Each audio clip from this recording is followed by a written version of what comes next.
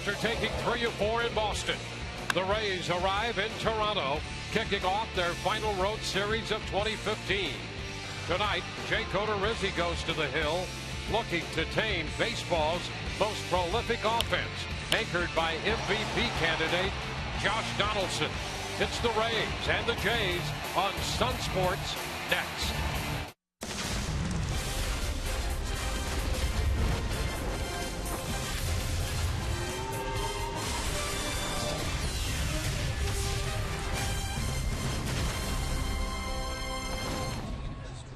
From the city of Toronto, Ontario, Canada, on a beautiful Friday night, the absolute frenzy that is Toronto Blue Jays fever has gripped the city of Toronto and the outlying areas as they have a playoff magic number of two away from clinching a spot in the postseason for the first time since 1993. Hi, everybody, and welcome as we welcome you in to the Rogers Center in Toronto. The Rays taking on the Toronto Blue Jays for a 3-game series, and during this series, the Rays trying to play the role of spoiler. Toronto, as we mentioned, only 2 away. A win tonight and a combination loss for both the Minnesota Twins and the Los Angeles Angels of Anaheim will give the Blue Jays a playoff appearance in 2015. One guy who's going to try and turn that around is Evan Longoria. Had a really nice series in Boston, and he continues to ride that hitting streak, hitting .440 in his 6 games, including 5 extra base hits. Last night against Boston's Wade Miley, Longo crushed one off the top of the Green Monster for a double, and then he would also add this loud home run to center field, slightly to the left of center. He would add another base hit. 3-hit night for Evan Longoria last night. When you look at Longoria and what he has done in his career, 7 20-home run seasons with that home run over the Monster in his first 8 years, one of just 4 third basemen to accomplish that feat. Also, Eddie Matthews, Scott Rowland, and Chipper Jones. There's a pretty fair third baseman on the other side for the Toronto Blue Jays. How about Josh Donaldson, leading the American League in wins above replacement this year, leading the major leagues with 120 RBIs, and leading the American League with 81 extra base hits. In his first year since coming over from the Oakland A's, he has been an absolute force in this lineup, added to the already potent combo of Jose Bautista and Edwin Encarnacion. That trio has combined for 110 home runs on the season. We're ready for baseball. The Rays have been here over the previous 17 years 155 times, but the atmosphere has never been like tonight. R.A. Dickey versus Jake Odorizzi. We'll have all the game action next, right here on Sun Sport.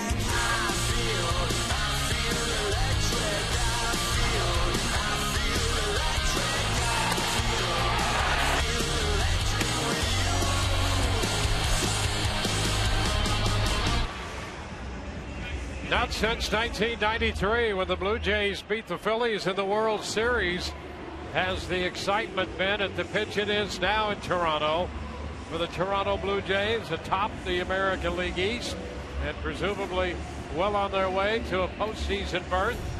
Tonight the Rays come in here to open a 3-game weekend series, and here is the lineup presented by your Southern Ford dealers. John Jaso will lead it off for the Rays. He is the designated hitter. Grady Sizemore will hit second, followed by Evan Longoria. Logan Forsythe in the cleanup spot at second, as Drupal Cabrera hits fifth. James Loney at first will be the number 6 hitter. In right field, Brandon Guyer. Kevin Kiermaier in center, and J.P. Arencibia will do the catching. He'll hit ninth. And this lineup will be going up against the knuckleballer in R.A. Dickey. And what he's going to try and do is get into the win column against the Rays. He has caught them in every single series this year thus far. And in 4 previous starts, he is 0-3 with an ERA of 4.94. The Blue Jays as a team have dropped all 4 of those contests. Let's take a look at the defense and see how it's going to line up behind R.A. Dickey tonight. Brought to you by BMW. In the outfield left to right, we have Ben Revere, Kevin Pillar, and Jose Bautista. Across the infield third to first, Cliff Pennington, Ryan Goins, Darwin Barney, and Edwin Encarnacion, with Russell Martin behind the plate. The Rays come in 8-5 against the Toronto Blue Jays in the season series, including a record of 4-3 here at Rogers Center. But the Rays have not faced this ball club since just after the All-Star break. And boy, what a second half the Toronto Blue Jays have had. They made some crucial moves, and they have taken charge of the East. Well, the big three, you think about, Troy Tulowitzki was the first one that came over, and then a couple of days later, it was David Price and Ben Revere, and this team has absolutely, like you said, Dwayne, taken off. They've won 37 of their last 51 games, 37-14 since the 29th of July. So the Rays come in here with a mark of 75-78. And John Jaso all set to start this one. Mark Wegner will be calling the balls and strikes. Manny Gonzalez at first, fielding Colbert at second. Paul Schreiber is the third base umpire.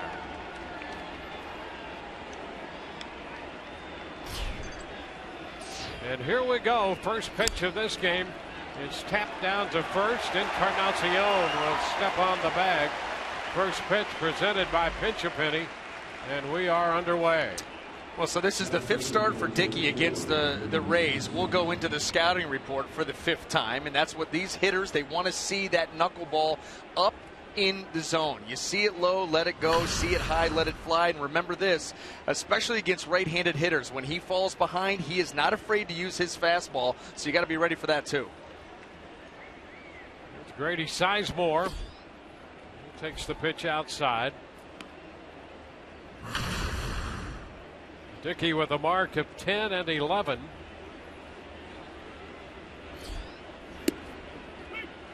That's a strike. It's 1-1. And I think that was back-to-back heaters at 81 and 82. You don't see that very often.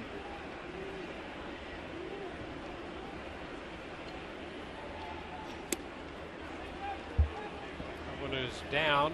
They want the appeal from Paul Schreiber, and he says Sizemore held up. 2-1.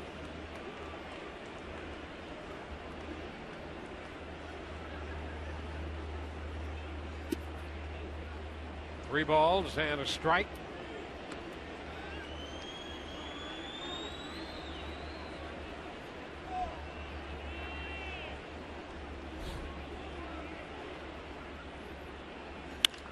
Shot toward the gap.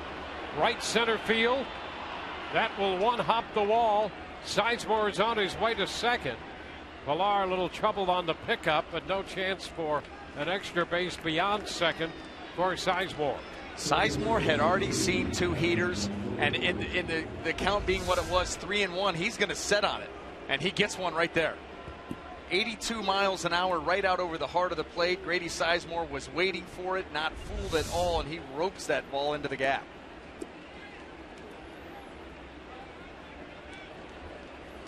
A man in scoring position for Evan Longoria. Pitch is wide. Evan with a couple of career home runs off Dickey.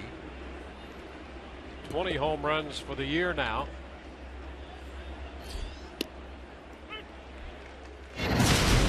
Strike. Longoria got number 20 in the 6th inning last night at Fenway Park. And en route to a 4-2 win for the Rays. Liner into left for a base hit. Sizemore will go to third and stop there. Revere's throw toward the plate cut off, but it's first and third now for the Rays. And a nice job by Evan Longoria. He sees a knuckleball up in the zone. Those tend to stay a little bit more flat, and you get a better look at it. He doesn't overswing. Doesn't overswing at all. Nice smooth swing. Rope that ball out into left field, and now you've got a real threat. First and third, just one out. And Logan Forsythe steps in.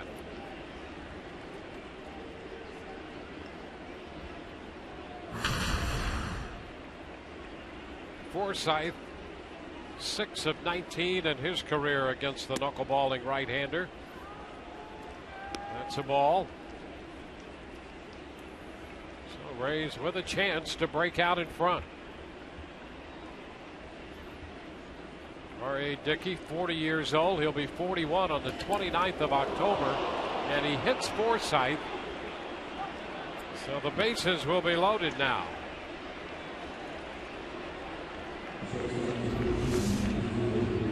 Well, a knuckleball fluttering right into Logan Forsythe. Absolutely no chance to get out of the way of that.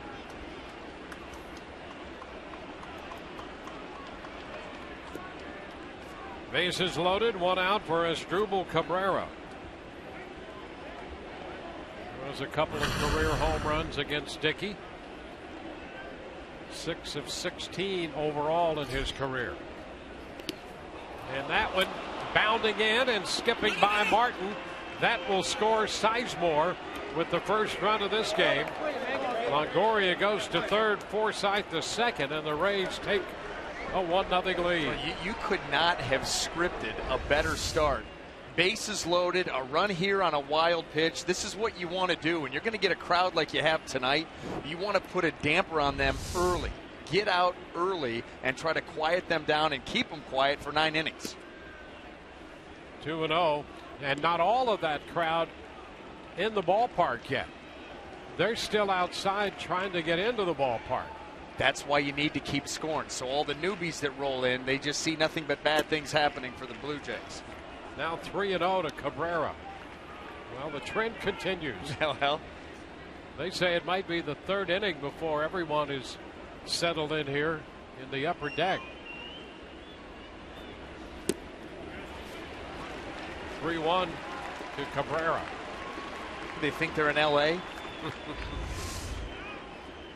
In L.A., they arrive late on purpose. 3-1. Fly ball lifted into center. That's Pilar to make the catch. Tagged by Longoria. He will score, throws toward third, holding Forsythe at second. And the Rays get another run. 2-0. Cabrera drives in the run. Well, he got another pitch that was elevated. That gives you a chance to get it into the outfield. Obviously, R.A. Dickey, not a huge strikeout pitcher, so you're going to, more times than not, put the ball in play, and if you can get it to the outfield, yeah, you start slapping high fives. You drive in another run. A lot of high fives in September with the expanded rosters.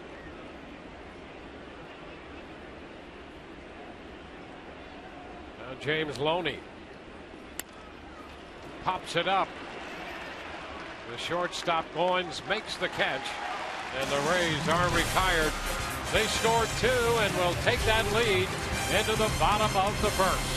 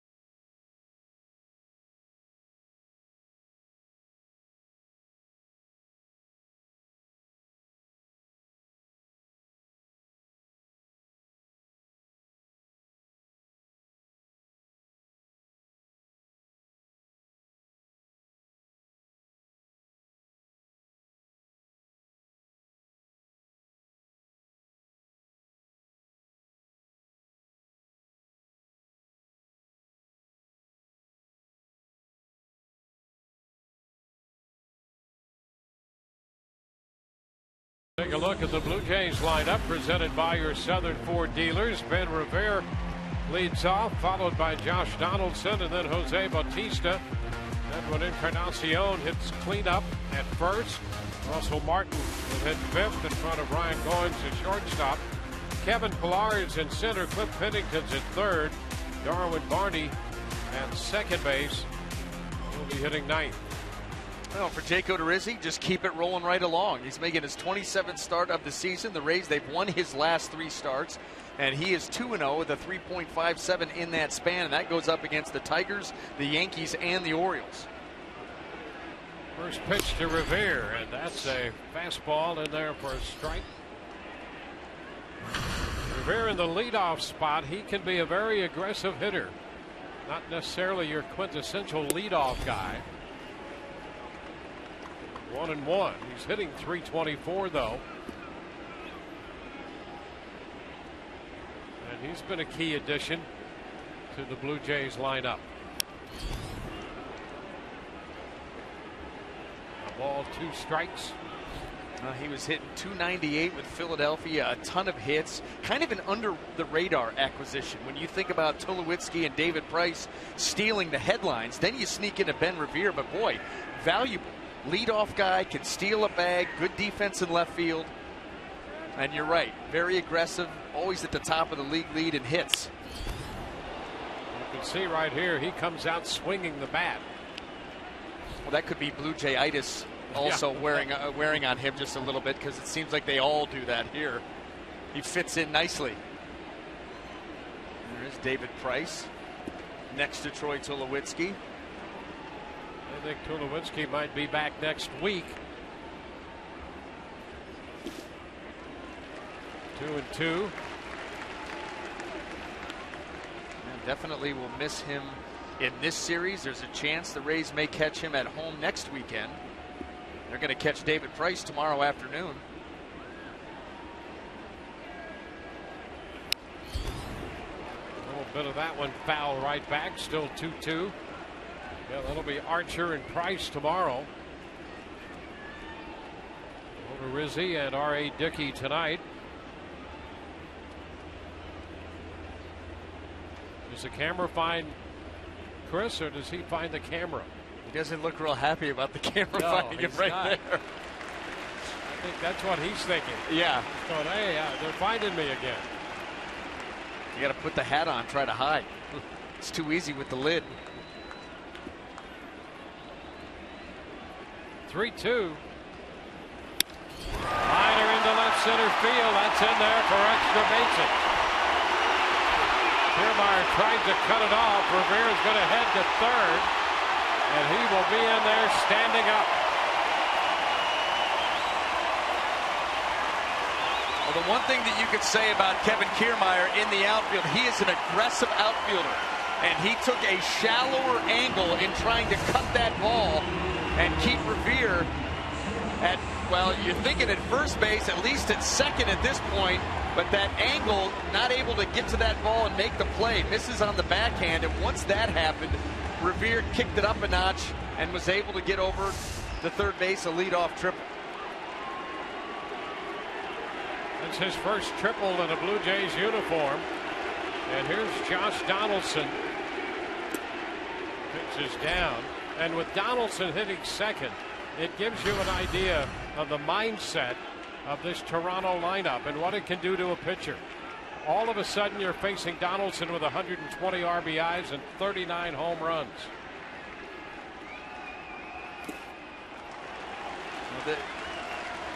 2-0 now. Well, across the board, I mean, hard to believe he's fourth in home runs, but extra bases, runs driven. I mean, so productive. And you're right, Wayne, when you have him in the number 2 hole, it's an offense that is designed to jump out on you right now. And how many times have we talked about that? And when we're doing other games, hey, guess what? It's 3-0 Toronto in the first. I mean, this is how they're built. Revere's at third, nobody out. 3-0 the count to Donaldson. Strike one.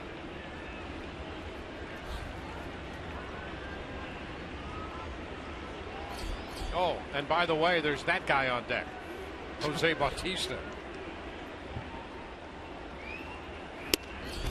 That's a strike, and the count is full. Josh Donaldson, being ultra picky, has helped out Jake Odorizzi. Has been able to come back and get in the count with a couple of fastballs, and now everything goes back to on the table. Foul ball.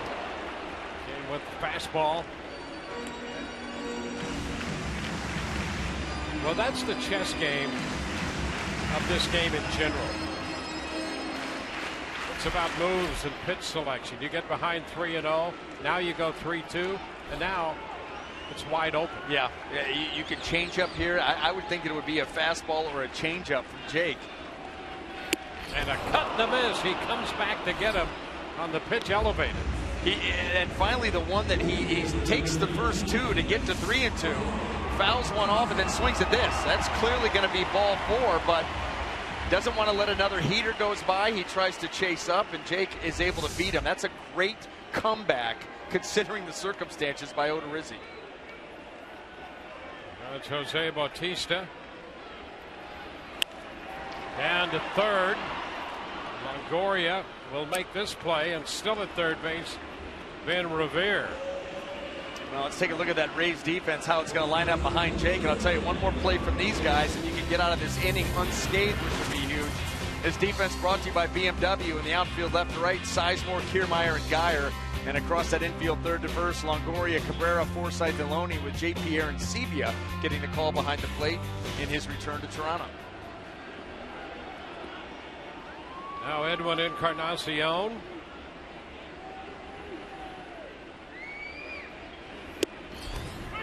There's a strike. First pitch fastball.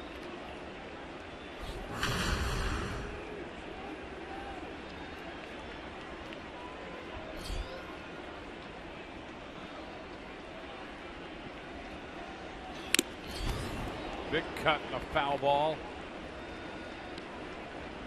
0-2. This is the one guy in the lineup that's been hot recently, the last couple of weeks, swinging the bat very well. Big average, a lot of 5 home runs in his last 13 games.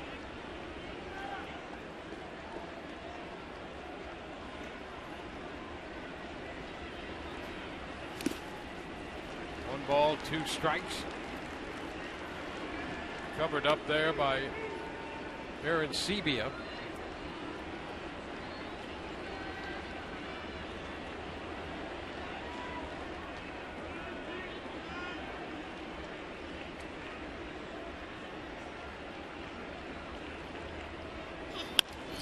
Up the middle, and right there is Forsythe, positioned perfectly. Odorizzi pitches around the leadoff double. Leadoff triple, I should say. 2-0 Rays.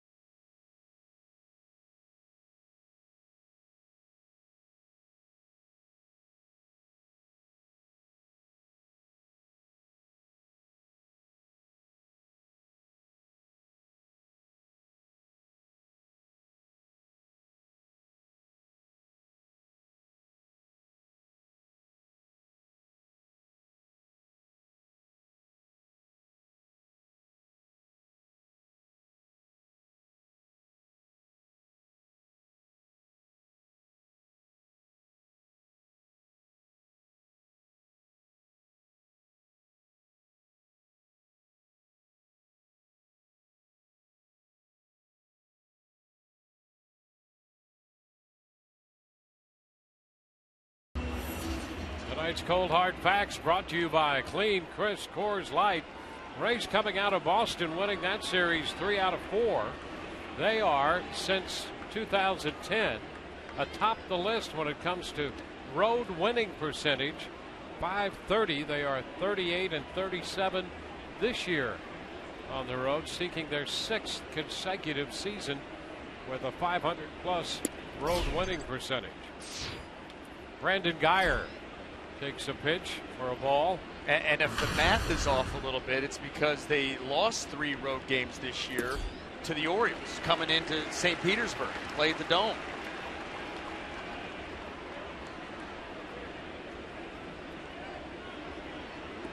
Full disclosure, my math was off. I'm like, that only adds up to 78 after the series. Where'd those games go? There's a base hit line through the hole and into left field. Leadoff man aboard here in the 2nd inning. It's good to share the booth with the mathematician. Well, hey, that's been the theme of the year. I'm just trying to keep with how we started things off. Speaking of starting things off, could the Rays have started this game off any better? No, absolutely not, to jump out in front on this team, in a way pulling a Toronto Blue Jay tactic against the Blue Jays. And then get everybody excited with the leadoff triple and leave them hanging with nobody, and then lead off the 2nd inning with the base hit. I mean, you just couldn't have done it much better. I mean, that seemed to be a sure run, at least one for the Blue Jays in the bottom of the 1st, and they walk away with nothing. Yeah, with those bats coming up. Strike the count to Kiermaier. Over to first and back in is Guyer. That's one thing Dickey does for a knuckleball pitcher, is puts a damper on the running game. There are a lot of knuckleballers who have a difficult time doing that. Pretty good job of controlling it.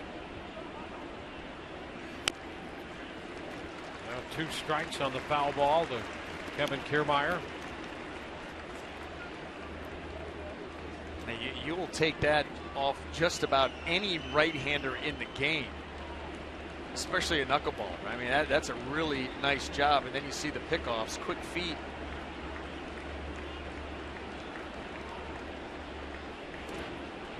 Guyer back in again.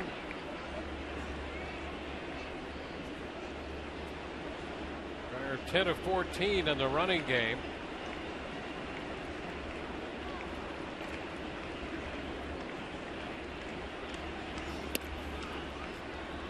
Down, a ball and 2 strikes. Of course, the addition of Martin behind the plate has really helped out this Toronto ball club as well. A fine job behind the plate and producing runs. Headed toward left center field. Rivera is over for this one though and makes the catch. Back to first base. So Kiermaier is the first out.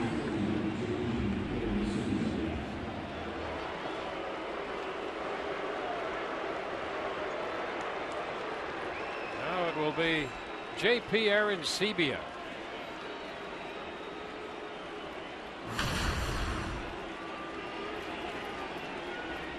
Arancibia spent some time here with the Toronto Blue Jays. Lines one foul into the seats and back out again.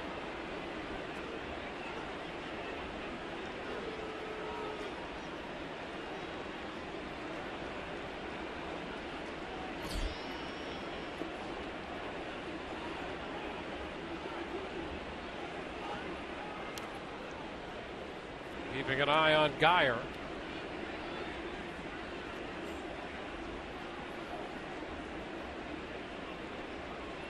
Well, that's the other thing that R.A. Dickey is well aware of, is that the Rays, when they have the lead, they will be even more aggressive on the base paths. Guyer goes. That pitch is foul. And right there's an example of it. He was off on that pitch. Now they like to be aggressive, but boy, oh boy, they go out there with the lead and they crank it up a notch.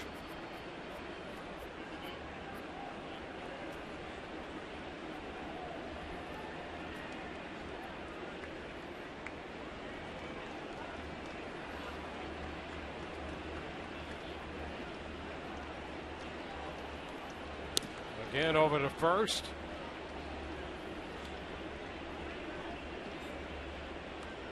He's put up 2 runs, a couple of hits in the first inning. Wild pitch and a sacrifice fly helped out.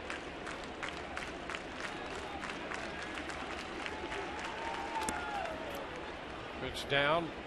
Martin ready to fire down to first. And Geyer ducking back in.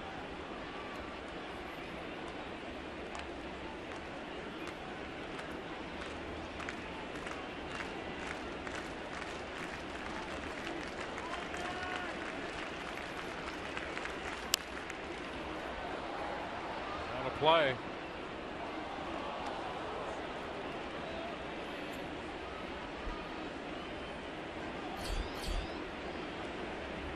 Top of the order, John Jaso waits on deck.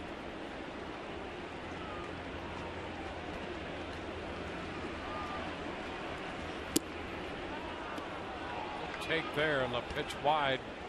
2-2.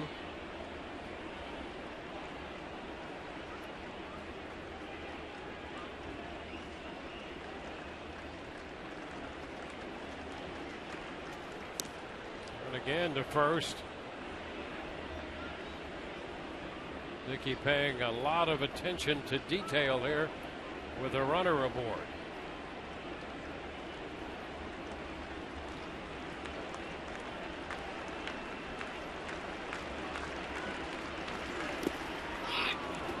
It's going to run the count full. Well, he's doing everything. Throwing over to first. He's holding the ball on the mound. He's varying his delivery times to the plate, and he's on the verge here of maybe losing Aaron Sebia. All that work for naught.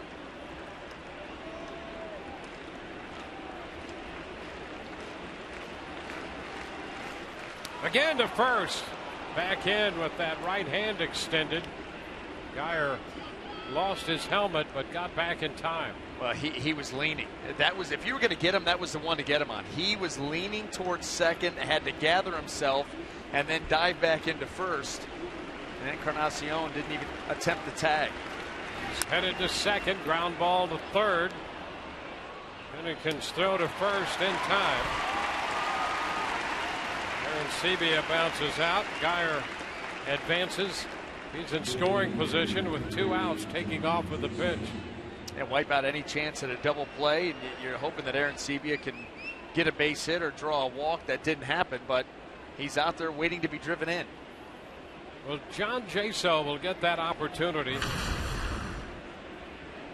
the ground out his first time, 3 of 8 in his career against Dickey. And he takes that first pitch in for a strike.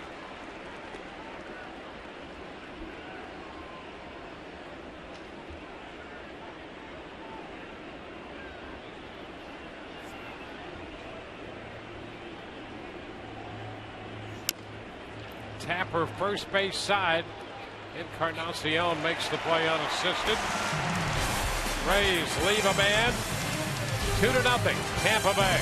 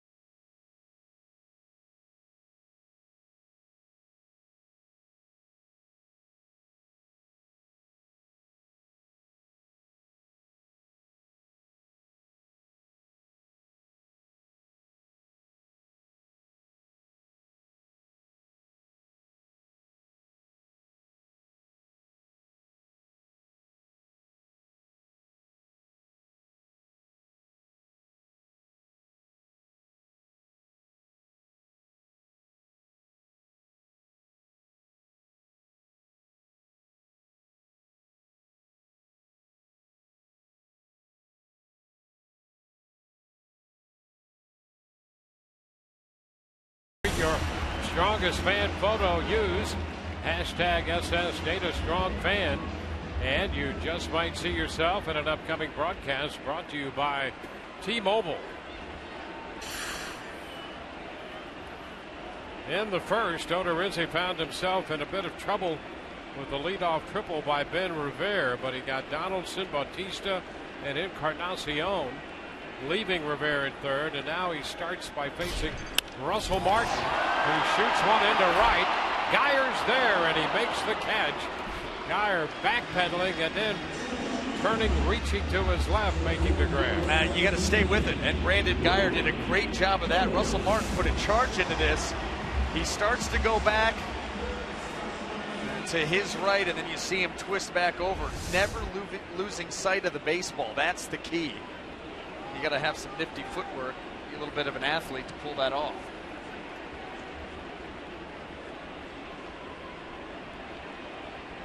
Here's Ryan Goins.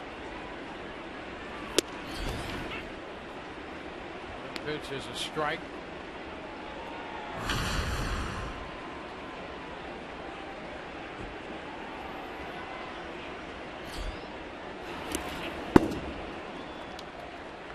One.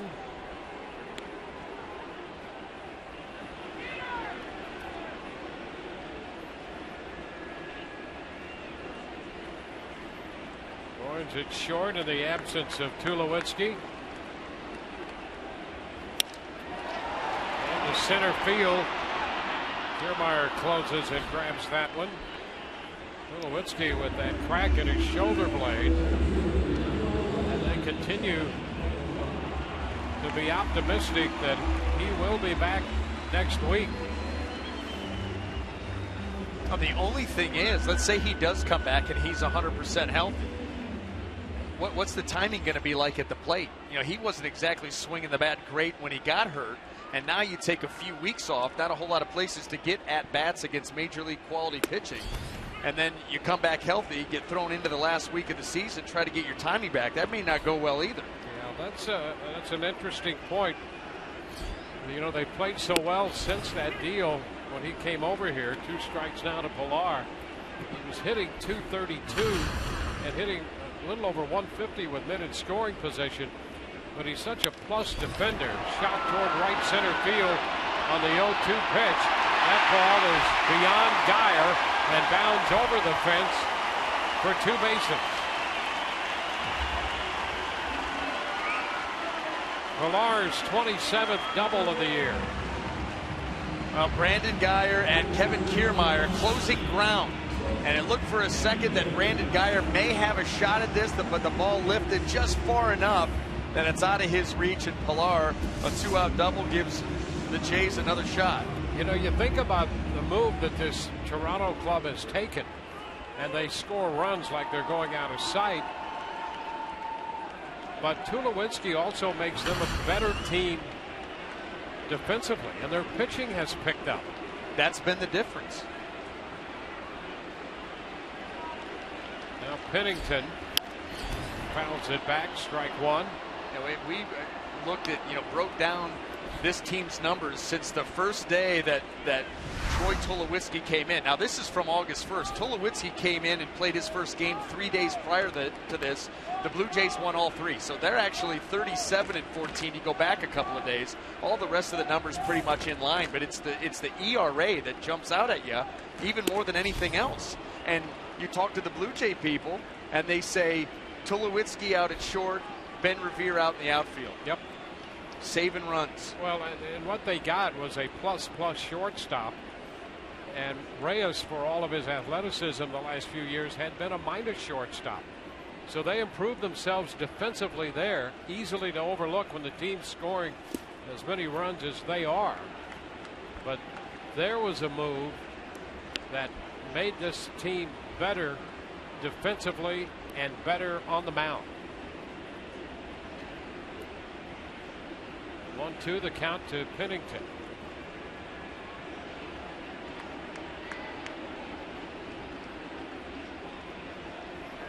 Now a break for third. There will be no throw. The ball popping away. Pilar steals third base. He's 24 out of 27 in the steal department now. And typically you don't make a move like that unless you know there's no chance of them getting you. Here with 2 outs, all of a sudden he got a walking lead, got a good jump. But if you're Jake Odorizzi, you just disregard that. You got 2 strikes on the hitter, retire him. That stolen base means absolutely nothing.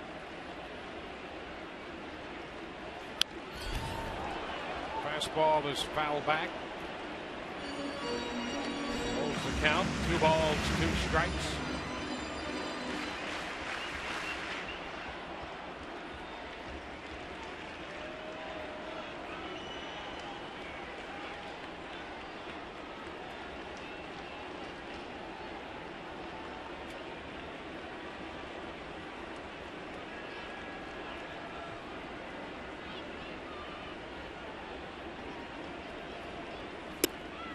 Now 3-2.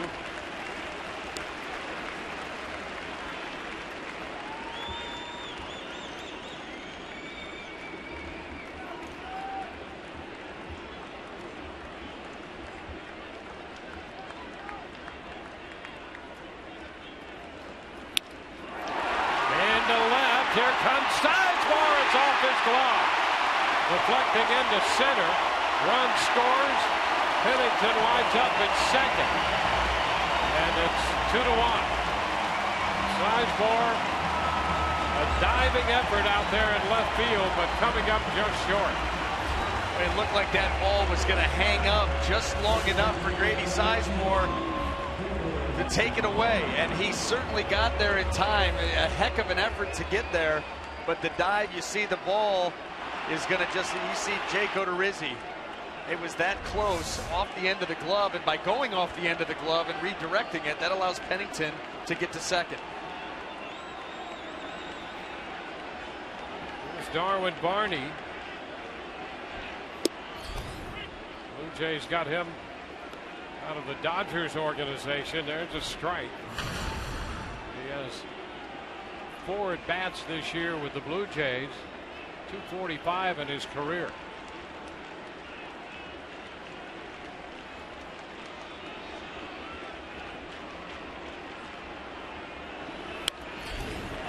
That's funny too, because when I heard his name, Darwin Barney, my first thought was, yeah, I'd invest with him. Absolutely would invest with him. He just has that kind of a name. Yeah. Well, we'll see where his stock goes from here. I'm kind of hoping it tanks. Odorizzi out in front of him.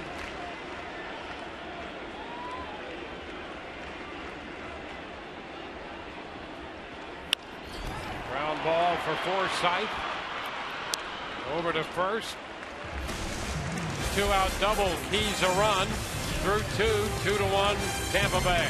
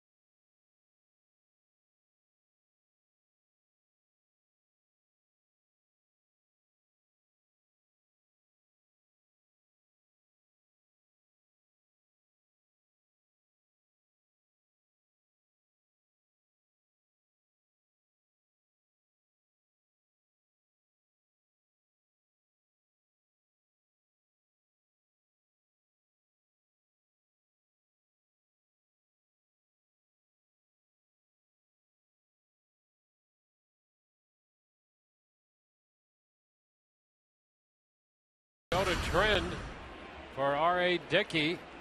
After the All-Star break, a big turnaround for Dickey. Well, that coincided with the Rays coming up here right after the All-Star break, and then, of course, all the moves towards the end of that month, and he has certainly benefited.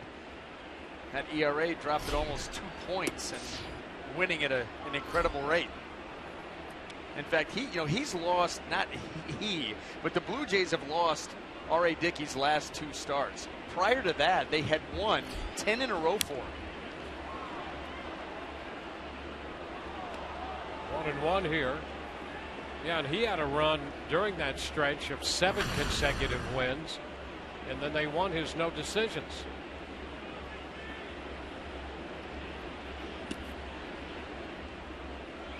Two balls and a strike. Well, also in his last start, he eclipsed 200 innings for the 5th straight season.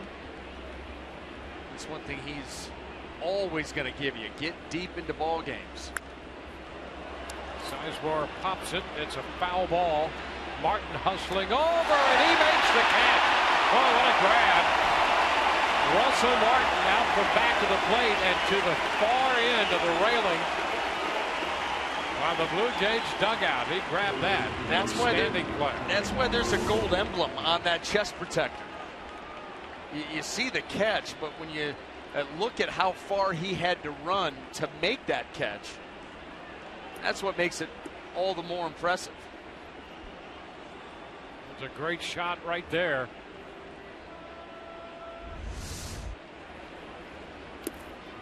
Evan Longoria takes the pitch down.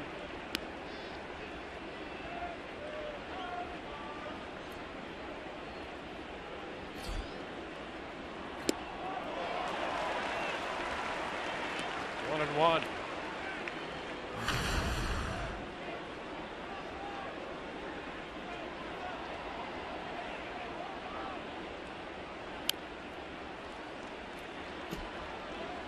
Oh, 1-2. Fouling a knuckleball. Longoria single, scored a run in the first.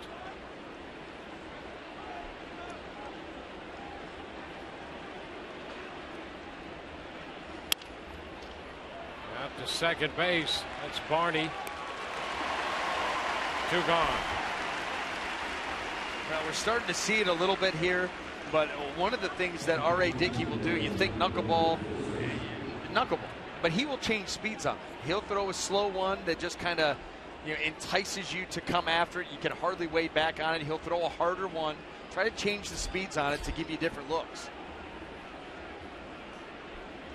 At 82, that would be the fastball. The 67 would be the slow knuckleball. Morgan Forsythe. 1 ball, no strikes.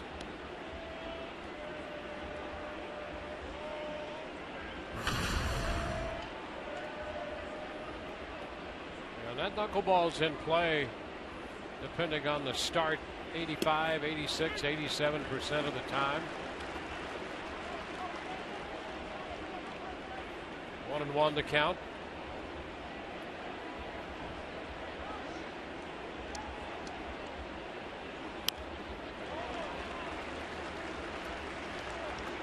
Reviewing big matchup, which has been a great year for Logan Forsythe. And in the 13 games against the Blue Jays, he's hitting .341.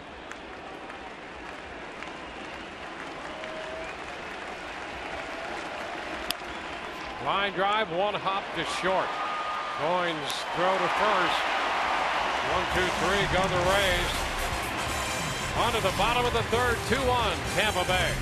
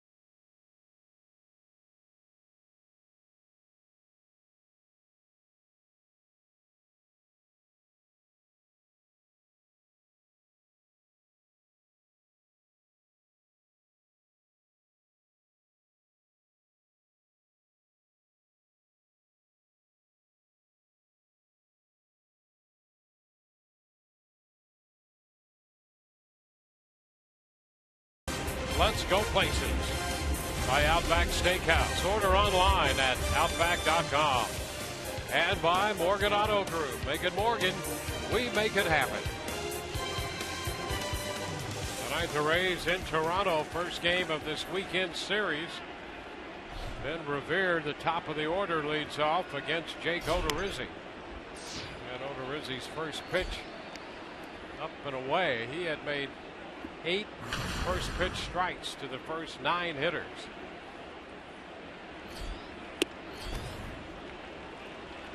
Up a bit to Revere. 2-0.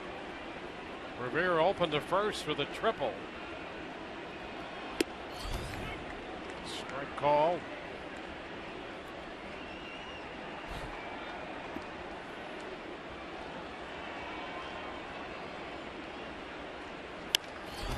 Liner into center. Kiermaier's there. 1 away. Revere's retired. Well, you don't want to test Kiermaier too often. Now, that's the thing. You really have to blister one to get it over his head because of his the jumps that he gets on balls and his closing speed. Really second to none when it comes to outfielders. So if you're going to head out to left center, right center, that ball better be hit very well. Josh Donaldson starts to wade into one and takes a fastball high. Rizzi fell behind him 3-0 in the first, came back to strike him out.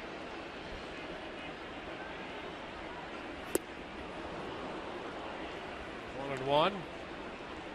That's the game that Odorizzi will play with Donaldson all night. The elevated heater, the changeup below the zone. Donaldson's a streaky hitter. He will strike out. Very aggressive. It's 2-1.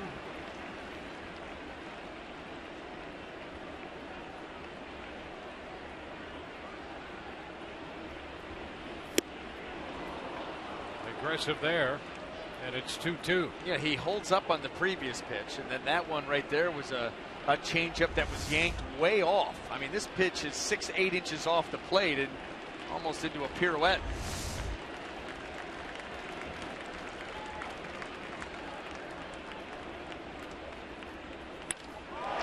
Shot to center field.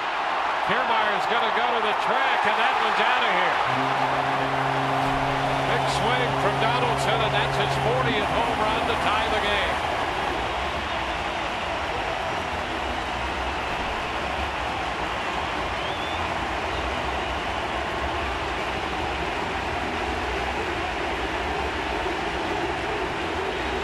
Now that looked to be a pitch moving away from Donaldson, maybe a cutter from Odorizzi.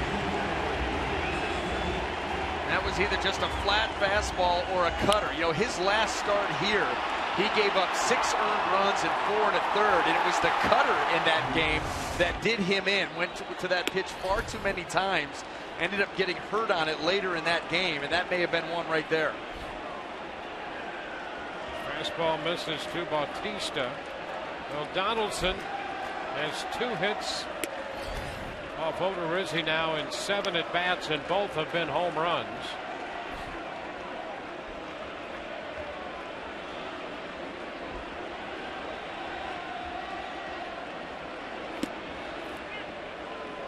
Two and one. So 40 home runs for Donaldson, and it's a 2-2 game now. 3-1 to Bautista.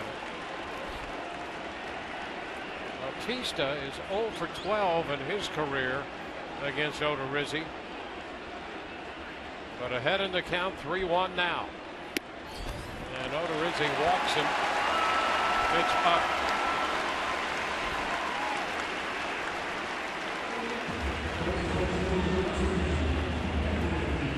First walk given up by Jake.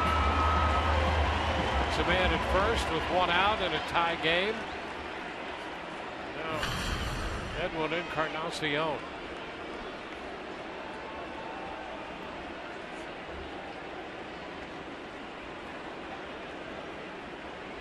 Encarnacion grounded out on a ball hit up the middle where Forsythe was positioned. He's in the same spot this time.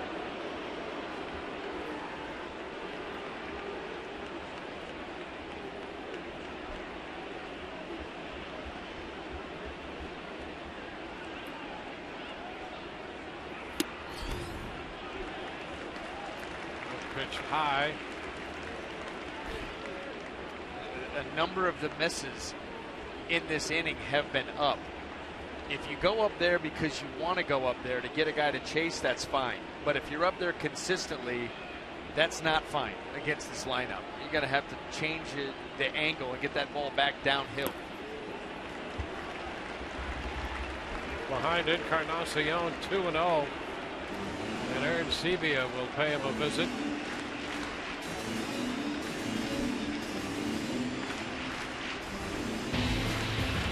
Well, how about this? Donaldson now with 40 home runs. You've got Bautista and Encarnacion, along with Donaldson, each having at least 35 home runs and 105 runs batted in. Compare that to the White Sox in 06 when they had Jermaine Dye, Jim Thome, and Paul Konerko. It's happened 4 times in American League history.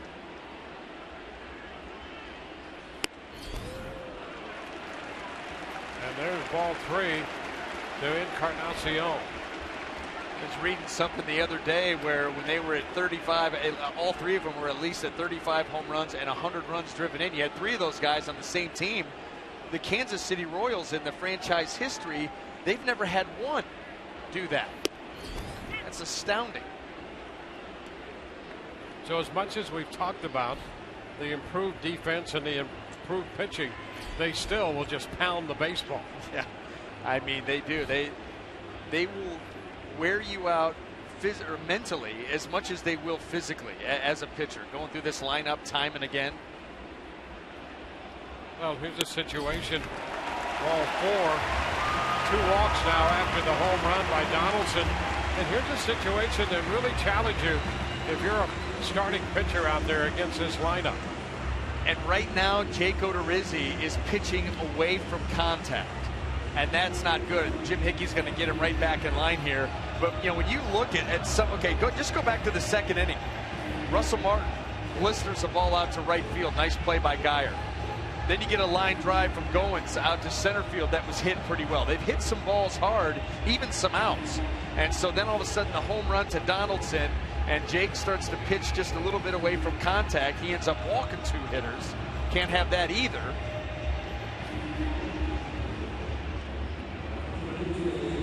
And that's what prompted the visit. Well, the next thing you know, you've got a couple men on base and you face Russell Martin, who has 21 home runs. His home runs and runs batted in, those are Longoria numbers. Evan is at 20 and 71. He's at 21 and 72. It's the same production of Evan Longoria.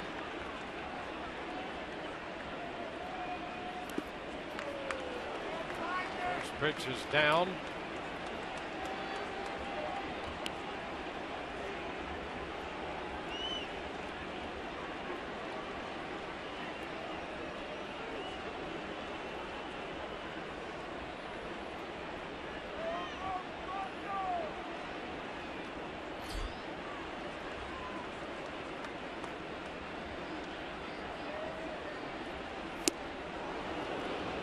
Cut by Martin.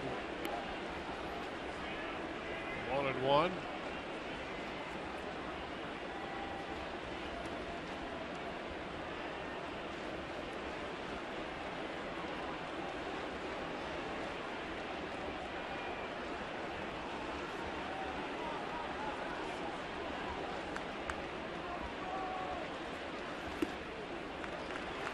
Two balls and a strike.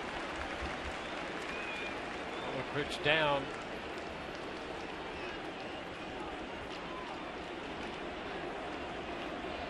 Well, it's been a troublesome inning here for Odorizzi, but he's still given up just 1 run. If he can figure out a way to get through this. 2 men on now.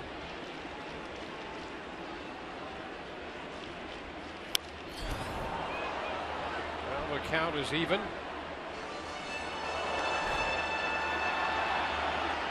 Well, with this lineup,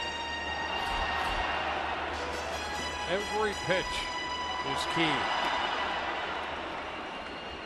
That's what mentally exhausts you, because you know that you have got to be so good with your command and with what you want to do, your idea, your sequencing, and then your execution. It all has to be in sync, and if it gets a little sideways, you start giving up crooked numbers. 3 balls, 2 strikes. And right now for Jake, the ideas have been right, the execution has not, and it's led to 2 walks and now a full count. 3 consecutive 3-ball counts after the Donaldson home run. 3-2 now to Martin.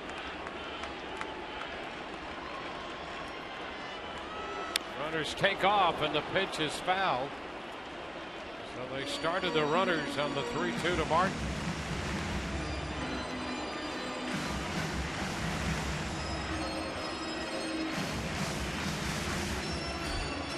Encarnacion at first, Bautista at second. Martin the hitter, Longoria and Aaron Sebia out on the mound with Odorizzi.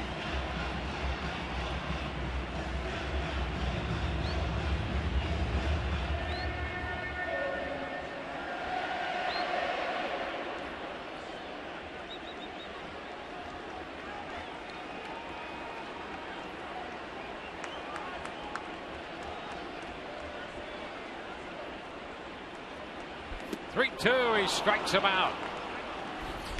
Big strikeout for the second out of the inning.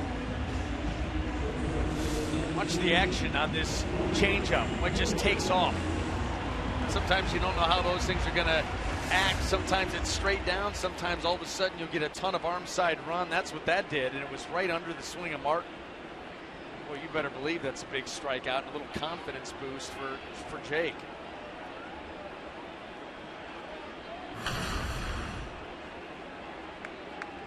26 pitch innings so far. Now he faces Ryan Goins.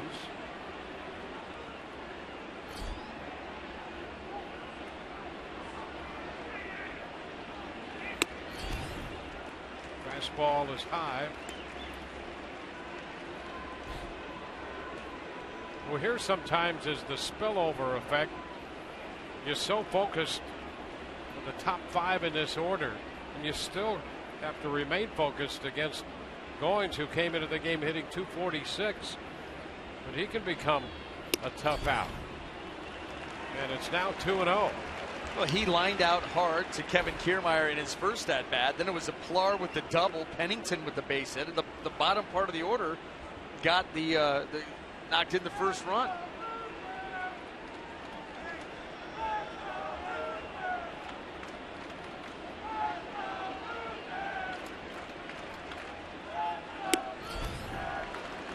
All 3. So again, a 3-ball count.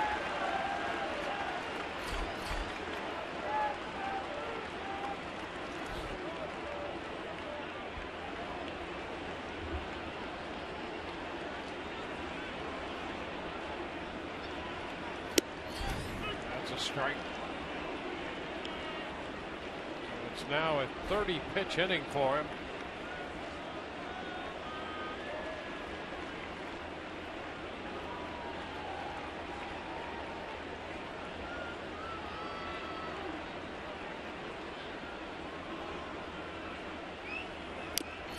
Foul back. Well, with men at first and second, a full count. Runners will be breaking. Bautista off second. Encarnacion off first. And another key pitch here.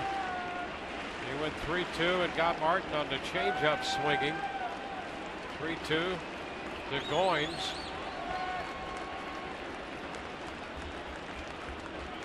There go the runners. And the pitch is fouled. Out of play. Came in with a fastball there. And just look at how they have made Jake Odorizzi work. He's closing in on his 70th pitch here in the third inning. That does not lend itself to a deep outing.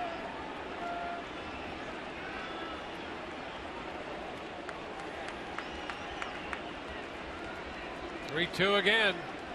And he got him. He struck him out with a fastball up. So out of all of that, 1 run on the home run. And at the end of 3, 2-2.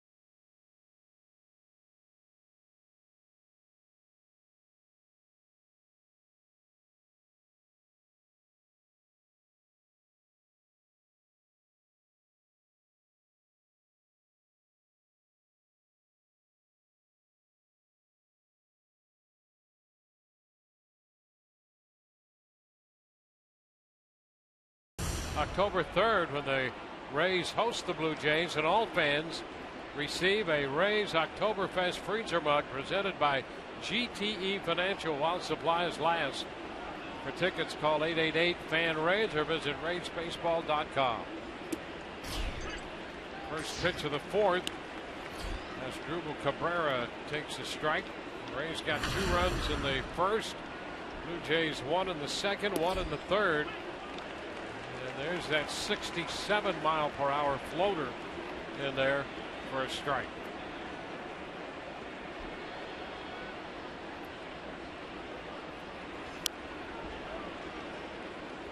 And you see how he does it. 67 right to 78. So he's going to give you that range of anywhere around 10, 11, 12-mile-an-hour difference between knuckleballs and everywhere in between. So not only is that pitch dancing all over the place, but you're not really sure what speed it's coming in either.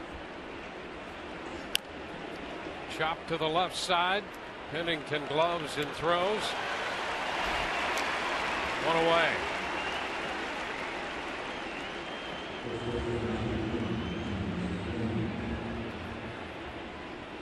Well, the Blue Jays' magic number to clinch a playoff spot is 2. To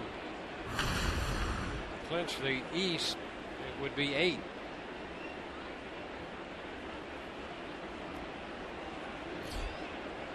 Here's James Loney taking a ball. Blue Jays starting the day up by 3 on New York. White Sox have a 2-0 lead against the Yankees and CC Sabathia. White Sox hitting in the top of the 4th in New York. There's a liner headed into right center, cut off by Bautista, and Loney has a base hit.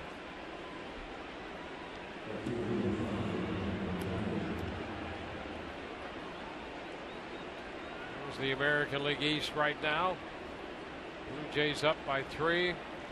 Baltimore, the Rays, and the Red Sox.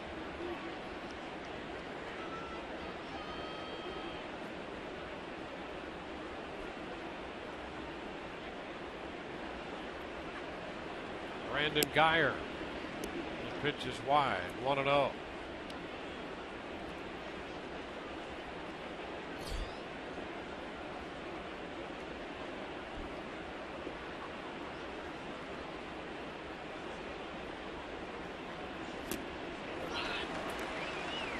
2-1. Ball rolling away from Martin, but not nearly far enough to give Loney any ideas.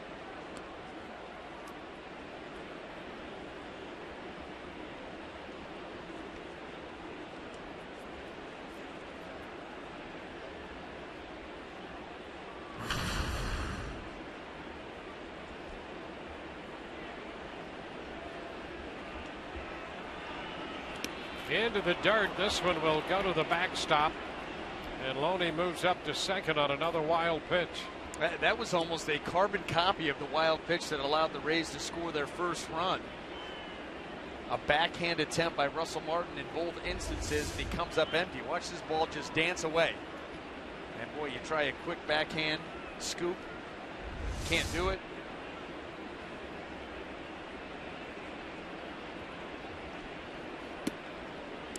Close to Geyer, 3-1.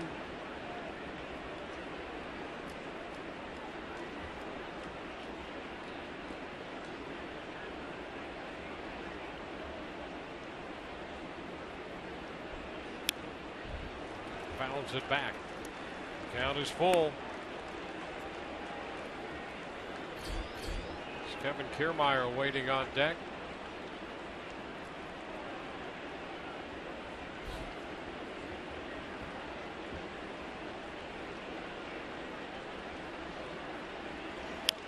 Ground ball, third. Pennington with a long throw to first, and it's right there. Geyer's the second out. He knows, Cliff Pennington knows that Brandon Geyer hustling out of the box, and he's going to let this ball bounce deep. So he's going to have to get rid of it quickly, and he's got a strong arm. Showed you that on that throw right there. Watch him, see how he backs up. Now you got to let it fly. That's a bullet over to Encarnacion.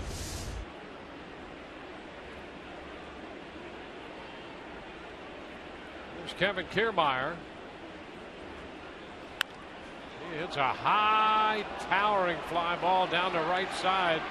That's a foul ball, and Bautista is there. Barney making a long run out from second, and Bautista up against the stands catches that one. Another look as we go to break. Bautista coming in from right. 2-2 ball game.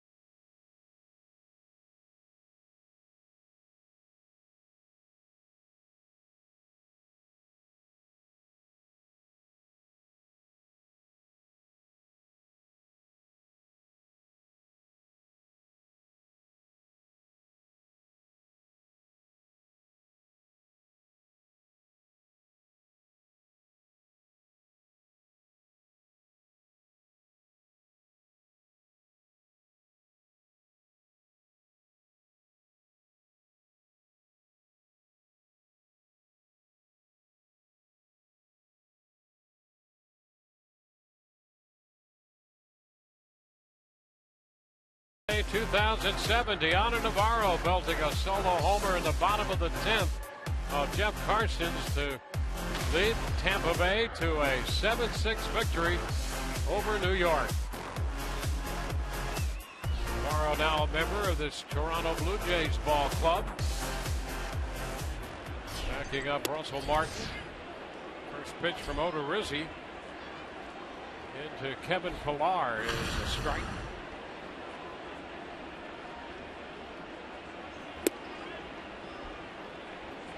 1-1. Well, Jake out there with a fresh start here in the 4th inning. That was an arduous 3rd inning. He gave up just the run on a homer. There's a shot to center. Kiermaier to the wall, and this one is gone.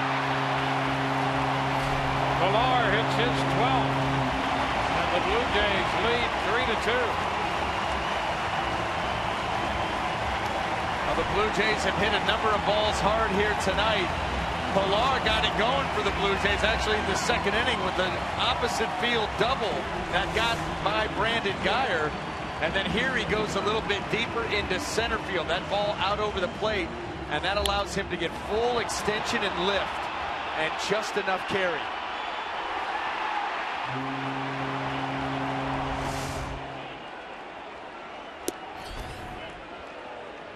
The strike to Cliff Pennington. Pilar came into this game with 5 at-bats. He was 1 for 5 against Odorizzi. A double and a home run tonight. Pennington shoots one toward the corner and left, and that's going to bounce in and over the wall for a double. Pennington, who doubled in a run in the 2nd inning, doubles again here in the 4th. Well, he goes to left field again, but this time with authority.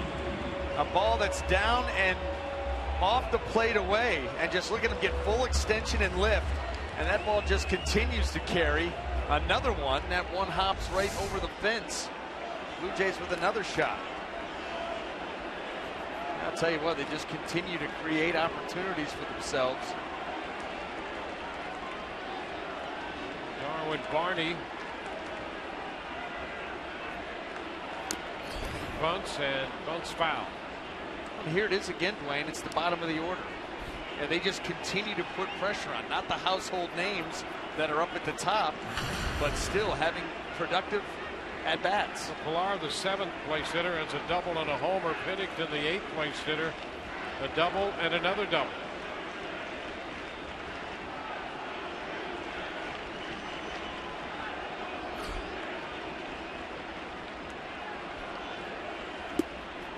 It's the bat back. Pitch is low, and the count is 1-1.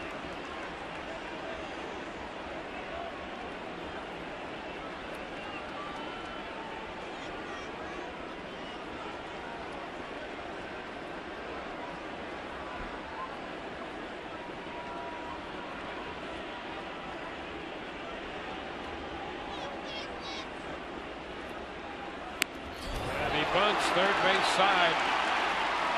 Longoria throws him out at first, and Pennington moves into 3rd with 1 out. Forsythe over there to take the throw on the sacrifice.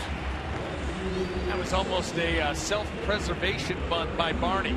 That delivery by Odorizzi was up and in. For a minute there, I thought he was just going to try to get out of the way and take this pitch for a ball, but he ends up laying it down and laying it down perfect, getting the job done.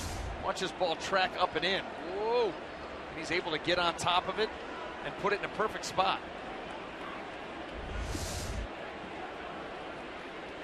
Infield comes up. Ben Rivera. Revere takes it outside. Revere tripled into first. He lined to center in the 3rd.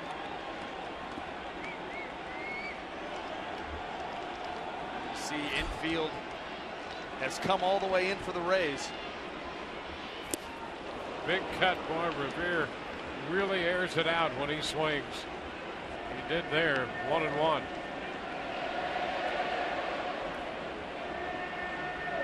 Yeah, I'm convinced that is Blue Jay-itis. I mean, that was a huge swing.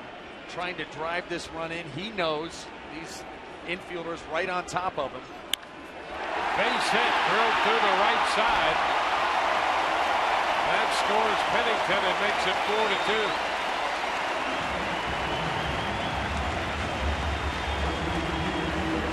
Now another aggressive swing on a similar pitch. This one, though, doesn't make it to the dirt. It stays up enough.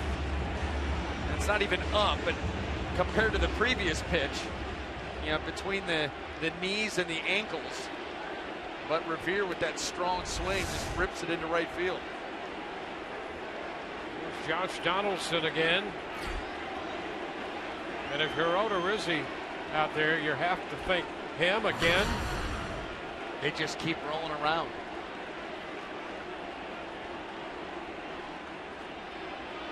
The home run to center in the third. Takes a big cut. Strike one. There's the home run. Pitch just stayed flat out over the plate and allowed Donaldson to get a full extension. We've seen that a couple of times here tonight. Donaldson, Pilar going out to center field. Long one. Deep to left. Down the line. And it is foul into the upper deck. Donaldson hits it into the upper deck, which, by the way, did start to fill up about the third inning. And for good measure, he just dropped a foul ball into the upper deck. What a shot.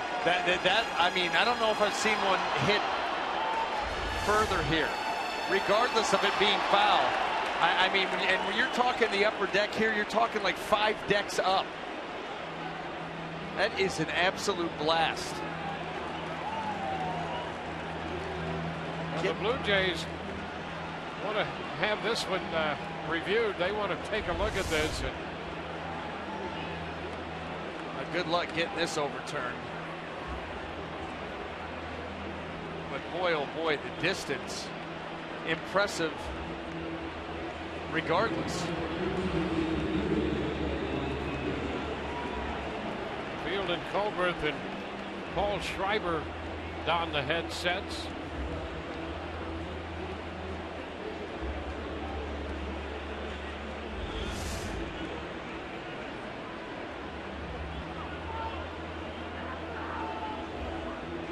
You just can't tell anything from that angle, from any of the angles that we've seen. Well, nothing that they can see that would convince them to do anything but say that it was a foul ball. At least they didn't hang around for minutes.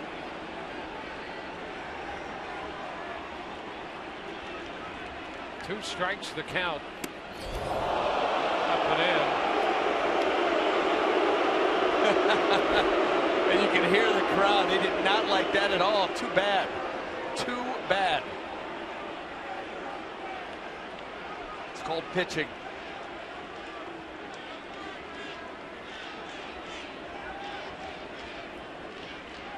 Ball, 2 strikes. Runner takes off first. Pitch inside. The throw rolling into shallow center, but not far enough. Revere has a steal. The pitch was in to Donaldson, and now it's 2-2 with a man at second. That's 6th with the Blue Jays. He's got 30 on the season.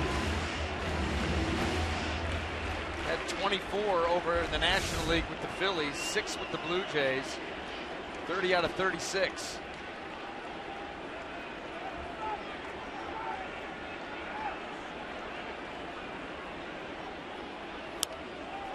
Foul the other way.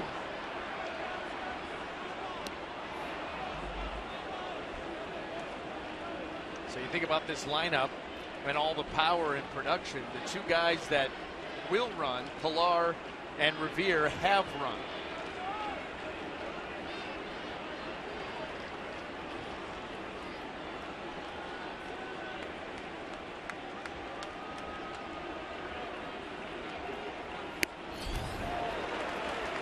Now the count is full.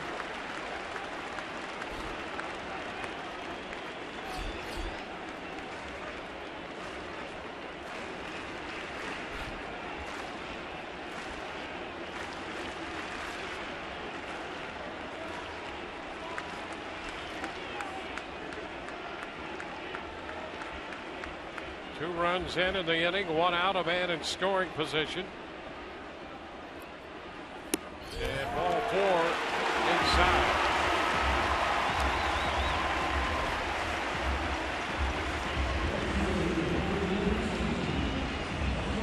Third walk issued by Odorizzi. Jose Bautista will bat. Jake coming off a 33-pitch inning in the third. He's given up a homer, a double. The out came on the sacrifice. Base hit, now a walk. And here's Bautista. Low and outside. Breaking ball there, curveball.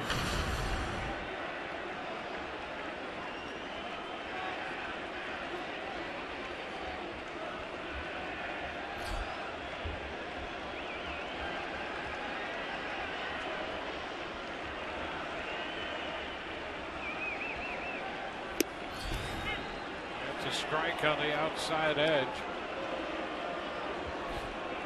1-1.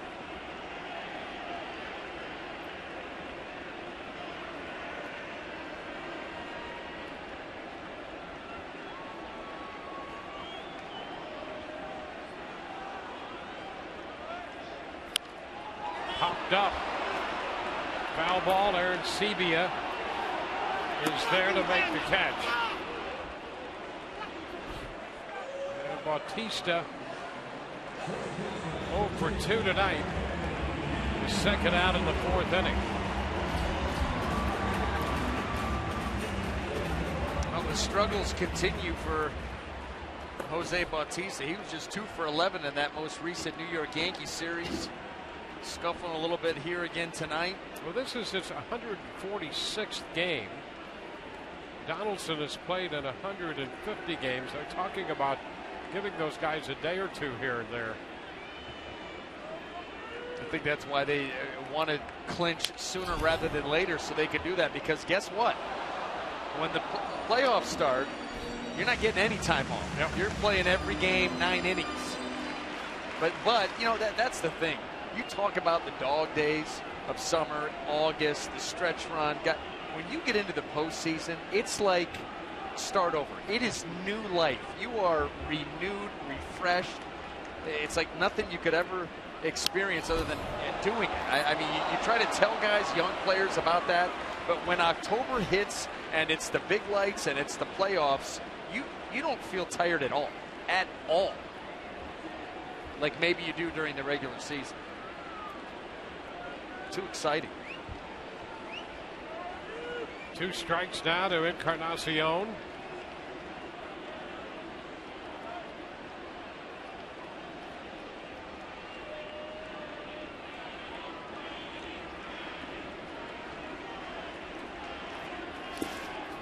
Outside, low, 1 ball, 2 strikes.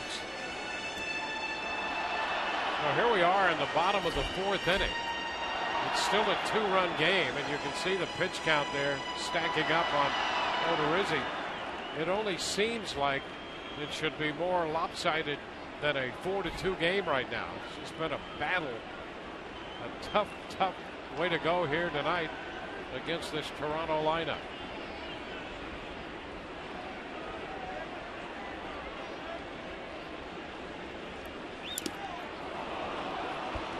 Just a piece of that one, a foul ball. Encarnacion over the last couple of weeks has hit over 360. He's grounded out and walked tonight.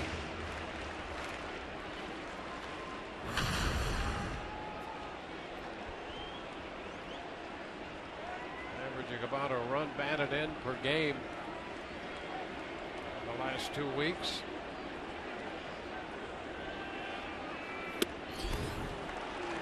Now it's 2-2.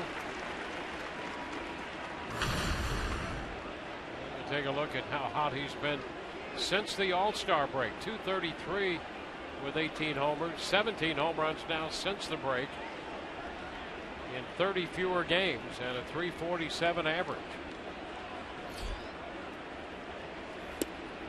Close, and the count is full.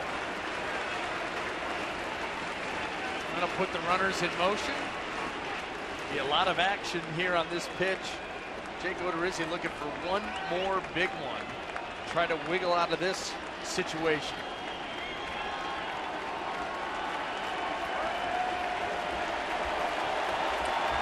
Runners go.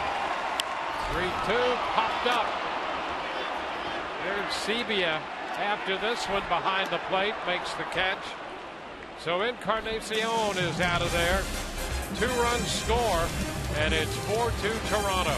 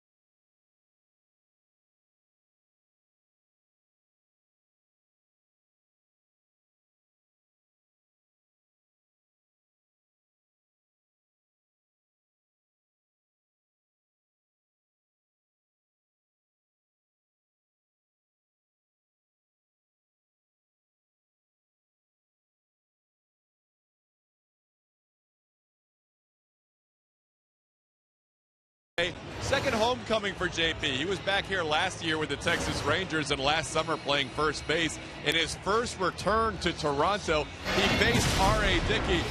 And guys, after being hit by a pitch and striking out his first time up, he hit this 3-run home run that was the key blast in a 5-1 Rangers victory.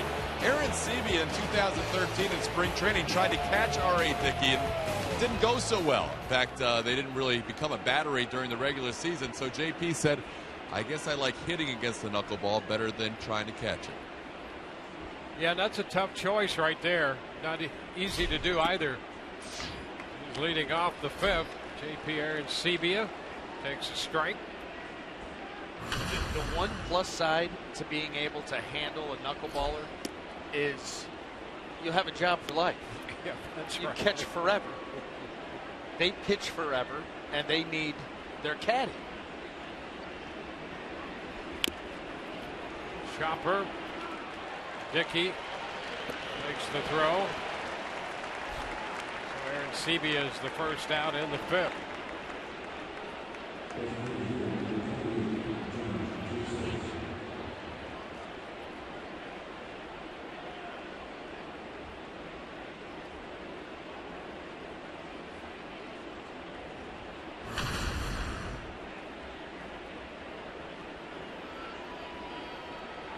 John Jaso. Revere in left. Quick outs here. So 2 outs on 4 pitches in this game. And All Season Tires Plus donates $100 to the Pediatric Cancer Foundation for every Tampa Bay Rays home run televised on Sun Sports. Brady Sizemore will try to take a little extra time before he settles in here with 2 quick outs. Rizzi made 33 pitches in the 3rd and 28 in the 4th. He's up to 98 through 4. There's a strike.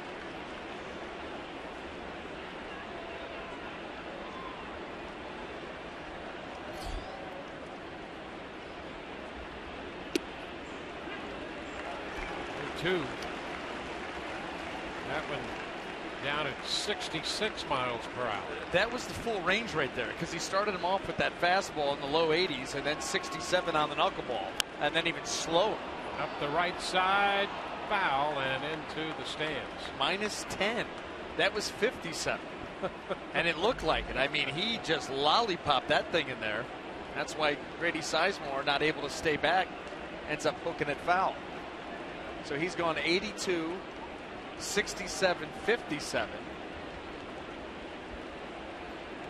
going to bet he goes up here. You're not going lower than 57, are you? It's hard to get it to the plate below that. Yeah, I know, right? 80. It's all over the map.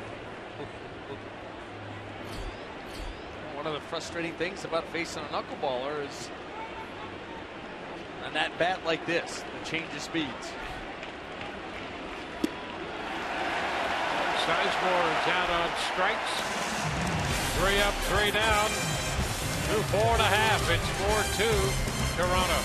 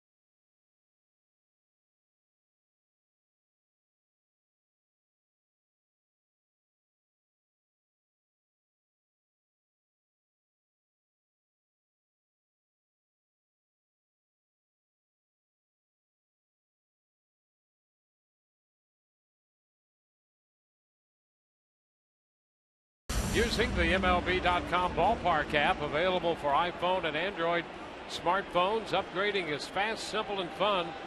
Well, in the app, select your featured upgrade on your mobile device at the ballpark. Then show your phone to the usher. It's that easy. Download the MLB.com ballpark app and visit RaysBaseball.com. Russell Martin takes a strike. Bottom of the 5th inning underway. This will be pitch number 100 of the night for Odorizzi, and it's wide. Martin, then Goins, and Pilar.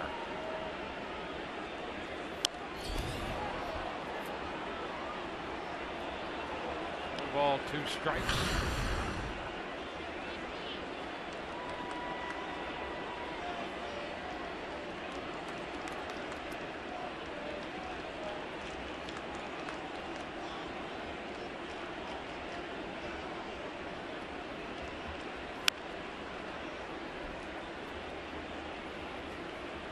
Jays scored a run with 2 outs in the 2nd inning on doubles by Pilar and Pennington. They scored a run in the 3rd inning on the home run by Donaldson. Still turned out to be a 33 pitch inning.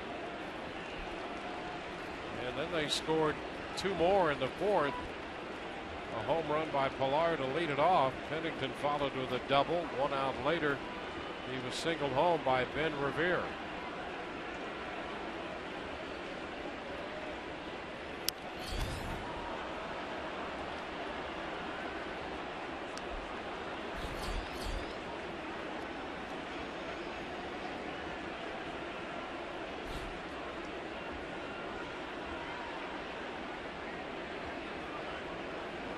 Two and a full count. A lot of deep counts.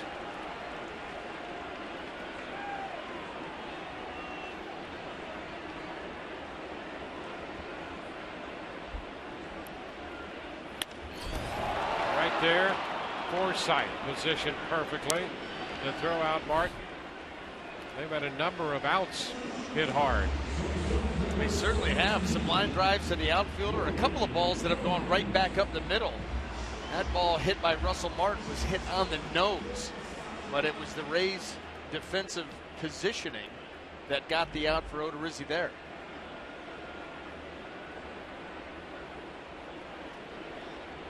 Ryan Goins.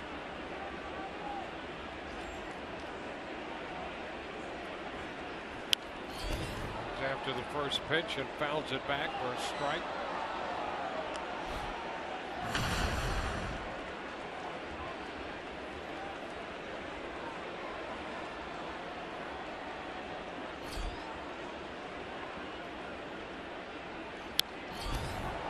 Another foul ball for strike 2.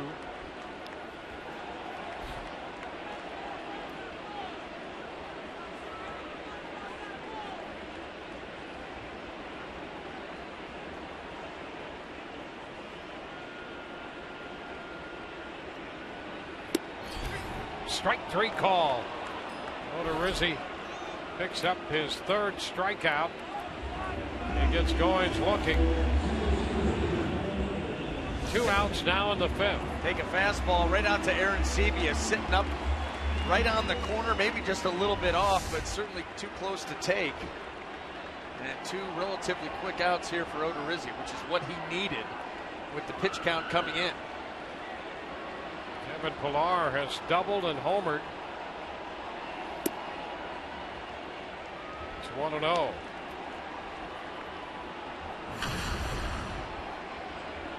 High pitch count for Odorizzi this year, 113. A high fly ball, short left.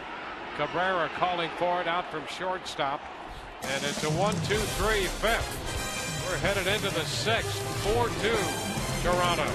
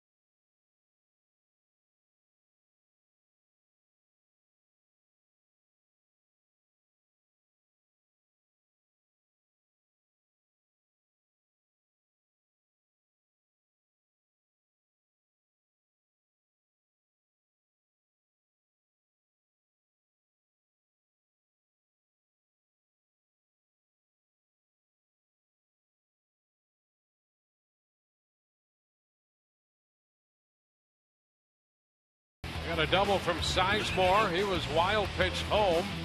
And a sacrifice fly from Asdrubal Cabrera scored Evan Longoria. Blue Jays came back with a run in the 2nd. Got another run in the 3rd to tie it on a home run by Josh Donaldson. Took the lead in the 4th inning on Kevin Pillar's 12th home run of the year. They added another run on a base hit by Ben Revere. And it's a 4-2 game moving into the 6th. Evan Longoria leads off against R.A. Dickey. And the Rays offense needs to get going. You know, they jumped out early.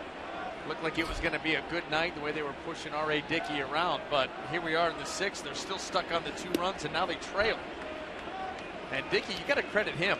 You know, just a knuckleball pitcher. You know, you look at it, it's a gimmick type pitch, but he has really pitched with that knuckler here tonight. The changing of the speeds. Fly ball into right, and Bautista's there to catch it. He's now retired 13 out of his last 14 men to face him. And how many awkward swings have you seen?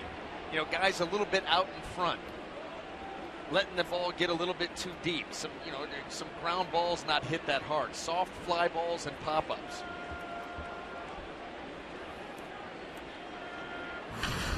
Logan Forsythe, 0 for 1. You need what you need is a base run. You need to get him back out of the stretch, get him out of his rhythm, because he's in a great rhythm right now. And boy, he's just letting it go up there. The at-bat to Grady Sizemore was the big example. 82, 67, 57, 79. Yeah, I mean, he's doing whatever he wants. That's it. Well, Forsythe trying to time that one up at 67 miles per hour. Yeah, and you know what? You can do these types of things when you're pitching out of the windup. You get a base runner that can run a little bit, and then you can have a chance to put something together. But right now, out of the windup, he's just toying with this lineup. 1-2.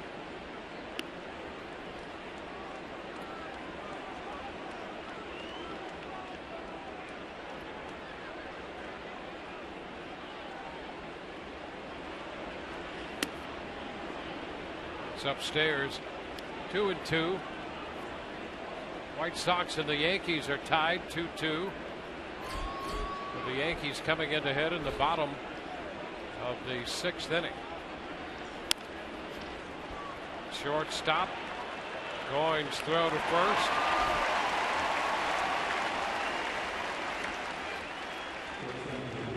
Don't miss your chance to win a jersey right off a player's back and other great prizes October 2nd through the 4th during the annual Shirts Off Our Backs fundraiser. Proceeds benefit Ray's charitable outreach efforts throughout Tampa Bay. For details, visit raysbaseball.com/shirts. Base is empty, 2 gone, and here's Asdrubal Cabrera. Cabrera's fly ball to center drove in a run in the first. Grounded out to third. His last time up.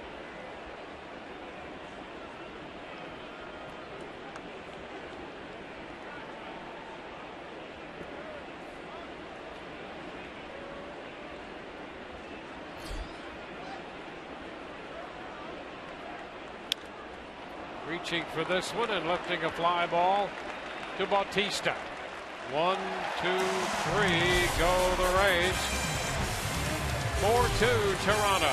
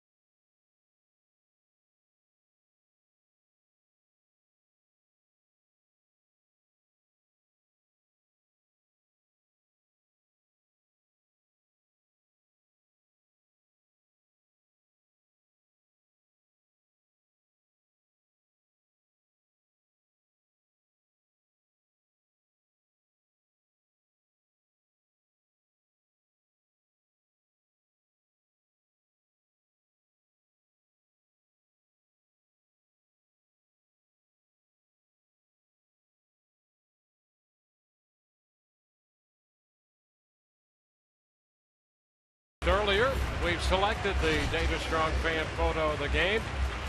Tweet your strongest fan photo to Hashtag SS Data Strong Fan for a chance to be featured in an upcoming broadcast brought to you by T-Mobile. New pitcher for the Rays, C.J. Riefenhauser, in the game here in the bottom of the 6th, making his 14th appearance.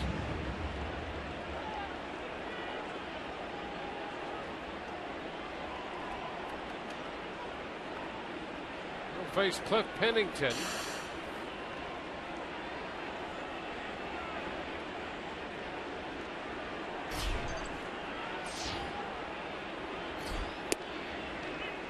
Pitch is a strike. Pennington against Odorizzi tonight. 2 for 2. A pair of doubles and a run batted in.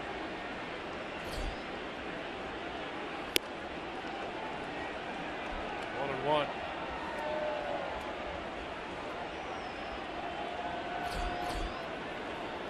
It's Kirby Yates in the bullpen.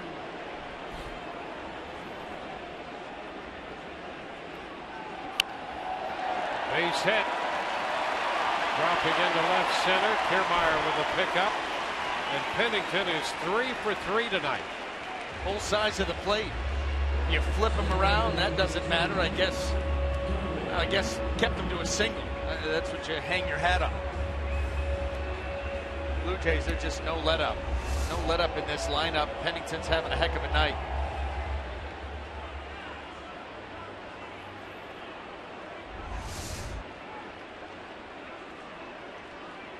Darwin Barney.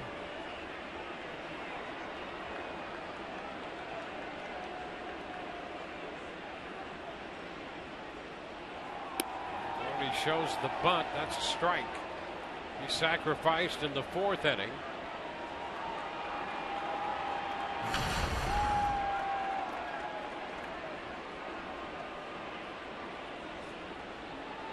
Pennington had gone 1 for 25 from the right side before that hit. So they're all chipping in tonight.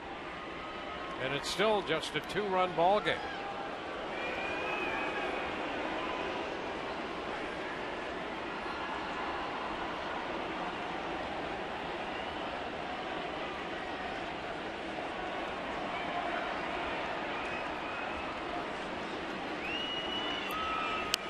The bunt. Riefenhauser will go to first with it. For the second time, Barney bunts a man up. Each time putting the bunt exactly where he needed to. You know, we talked about early on the way that this lineup can slug. They've got a couple of guys that can run. They're playing small ball with Barney. One of the most multifaceted and most versatile offenses in the game, if not the most.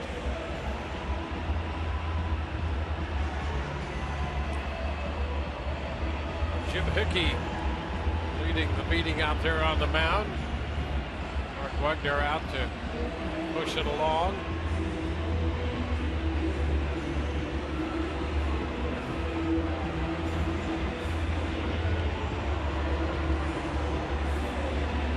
A man in scoring position with 1 out. And Ben Rivera, the top of the order, will step in. He has a triple and a single, a run batted in, and a stolen base tonight. Lefty on lefty now. That's a strike.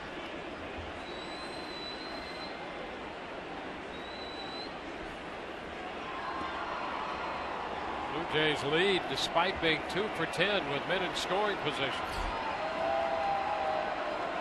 Just kept the pressure on.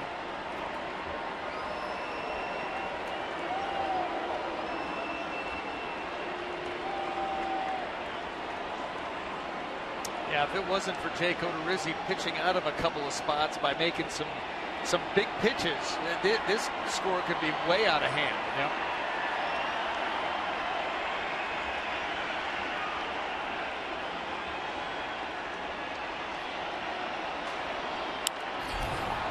Lifted into left. Sizemore had him played shallow and makes the catch. 2 outs. And that'll be Josh Donaldson. Kevin Cash comes out to make a pitching change with Pennington at second and Donaldson on his way to the plate. The Rays want the right-hander. We'll be right back.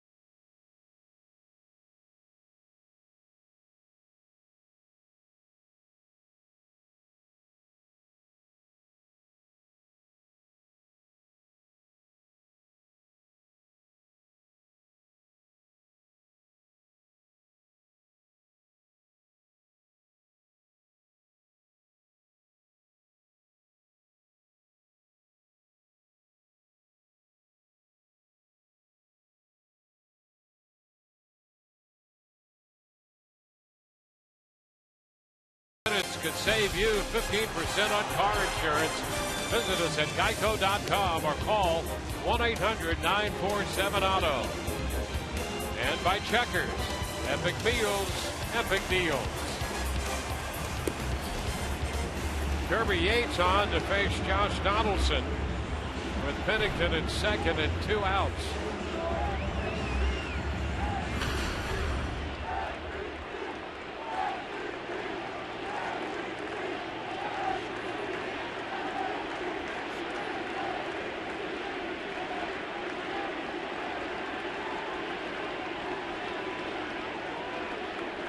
Eighteenth appearance for Yates.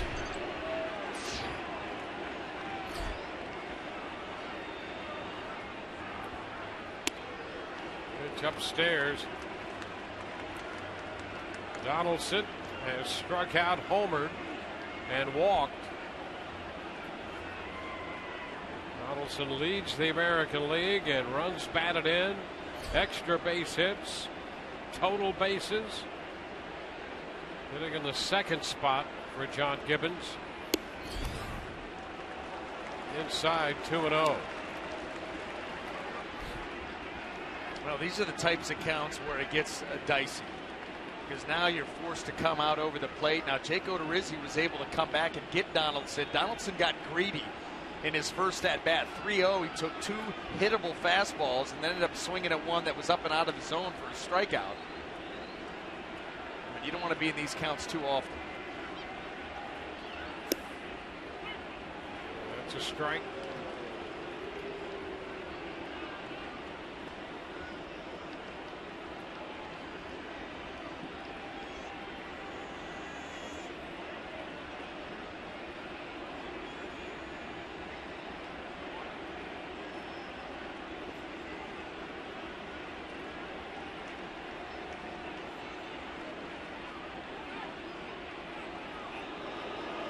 Pennington back in at second.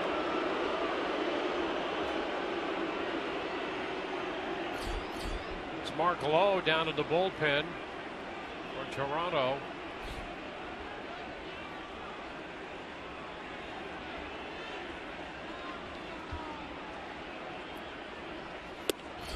And a strike call.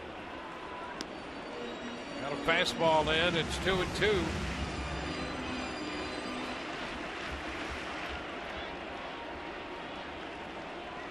Jays have had men all over the bases in every inning except the fifth, when Odorizzi set him down in order.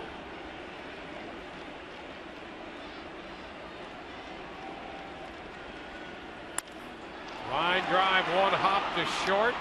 Cabrera's throw in time. Blue Jays leave a man at second base, and we're headed into the seventh.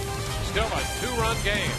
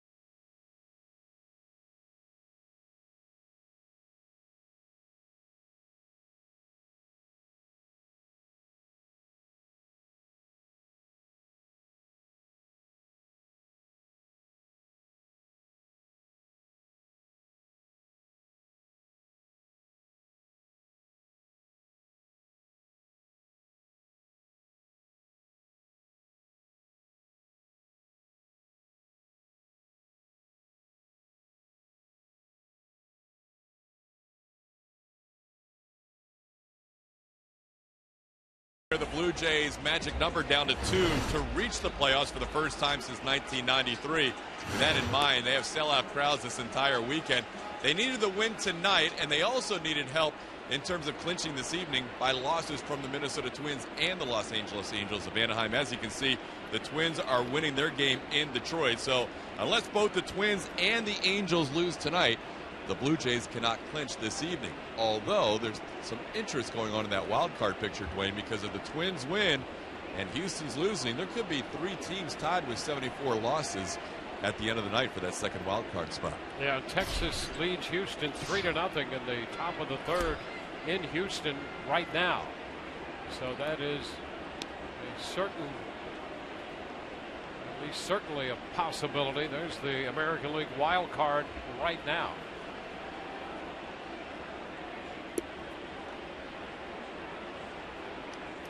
Leading off for the Rays in the seventh is James Loney. He's ahead of Dickey 2-0. No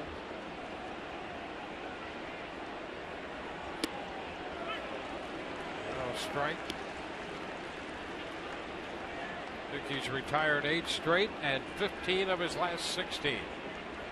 And he has done it by pitching with the knuckleball. What I mean by that is just changing speeds, changing locations, on the verge of losing Loney here. But he has been very good at the way that he's manipulated the speeds of his knuckleball. Getting guys out in front, catching them by surprise, weakly hit balls. Comes that heater. Chop foul. Full count. There's the line on Dickey. A little over 80 pitches.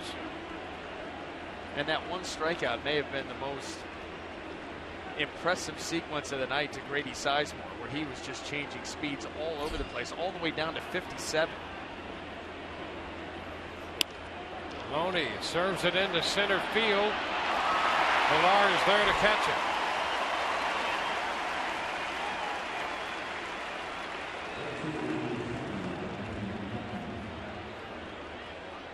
So Loney, who was the last man to reach base with a single, is the first out in the seventh.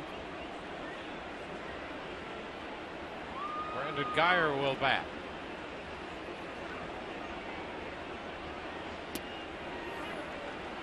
strike.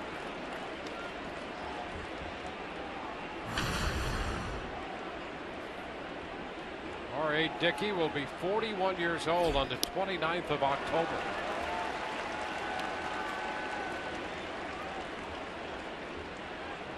He's ahead of Geyer, 2 strikes. Tonight after his 100th Major League win.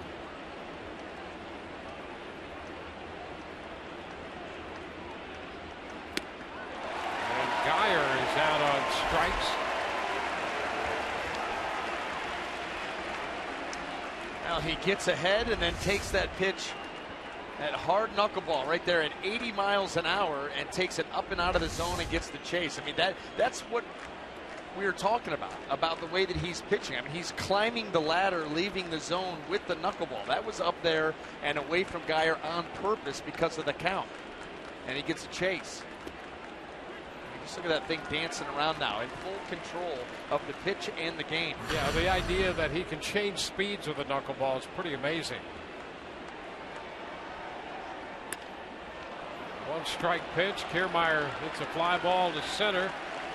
And another 1-2-3 inning, 11 in a row, retired by Dickey. 4-2 Toronto.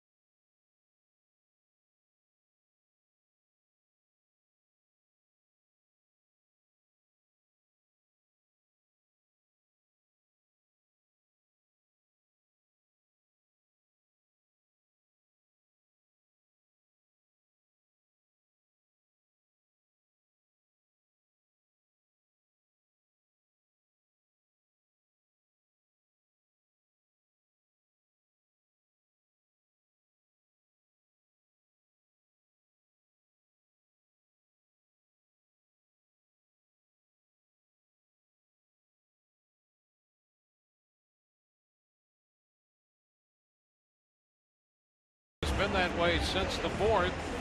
It's Family Fun Day. The Rays take on the Blue Jays Sunday, October 4th. Kids 14 and under can get in the Halloween spirit with the Raymond Halloween mask giveaway while supplies last. Call 888-FAN-RAYS or visit RaysBaseball.com for more information. Rays up. Jose Bautista's up here to begin the bottom of the 7th. Against Kirby Yates.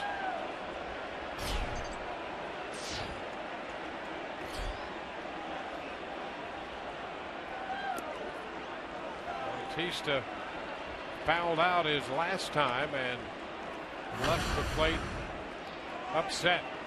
He's been struggling recently. 0 for 2 tonight. He walked in the 3rd.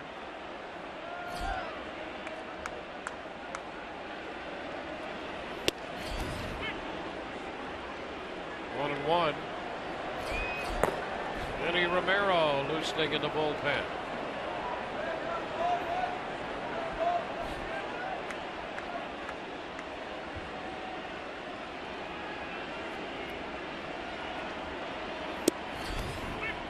A strike at the knees, and it's 1-2. Blue Jays have been averaging just under 5.5 runs a game.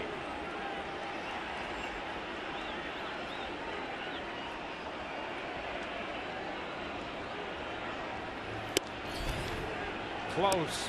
Yates thought he might have had the zone on the corner there, and it's 2-2. And this is a team, since they put together that run around the trading deadline, averaging almost 6 per game. To go along with the improved pitching, you understand why that record is what it is.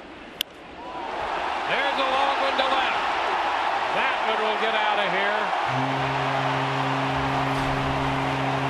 Bautista hits his 37th home run of the year. That makes it 5-2.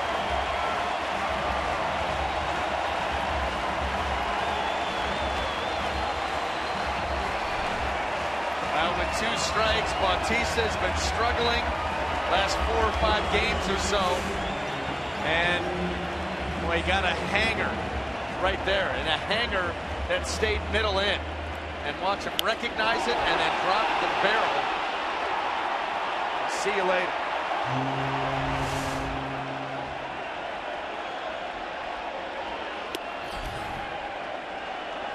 Encarnacion takes a strike. 3rd home run of the night for Toronto.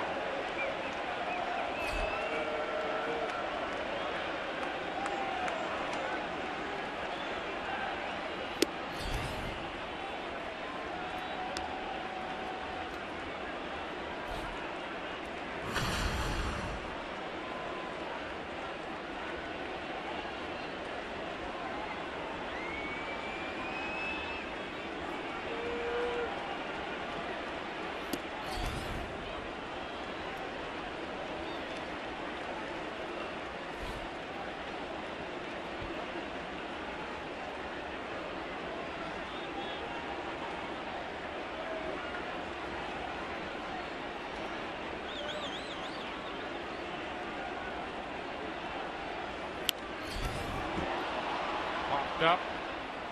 Loney after it. First out of the 7th. Well, you just about maximized your room here, your margin for error. Toronto with a 3-run lead. The Rays have 2 at-bats left. R.A. Dickey has really settled down and is pitching well. So opportunities limited. You cannot allow anything else. Kirby Yates is going to have to tighten things up here and get these last couple of outs. Russell Martin takes ball 1.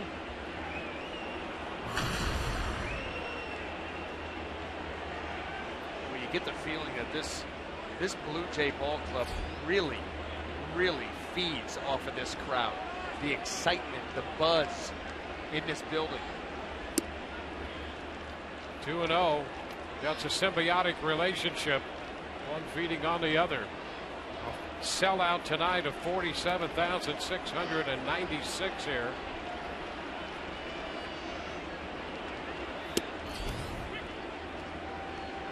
That's a strike. 2-1. And I hate bringing up old past stuff, you know, having played all that stuff, but I got to make my debut here in 1993. You know, last time this team went to the playoffs, and it was in September. And it was funny because I looked it up to see what the attendance was, and it was 50,522. Yeah. Very similar. They're talking about this being like it was then in the early 90s. I mean, it was so loud and crazy. I remember running in from the bullpen trying to high knee it like a running back so I wouldn't catch my cleat in the turf and stumble, because I mean you could just feel the rumble beneath your feet. It's just some kind of atmosphere, and these Blue Jay players, boy, they live for it.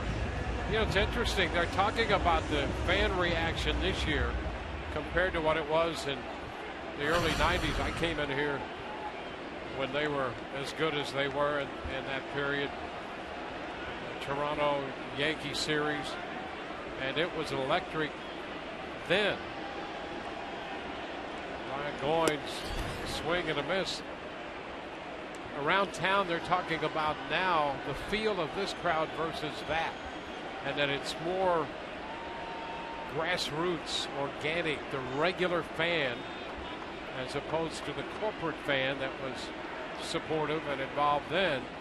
Kind of a a social thing to do. There are a lot of regular fans. There is a general feeling here during this stretch and how hot the Rays have been the second half. 2 strikes the count. The regular fan, you don't have to tell them when to cheer.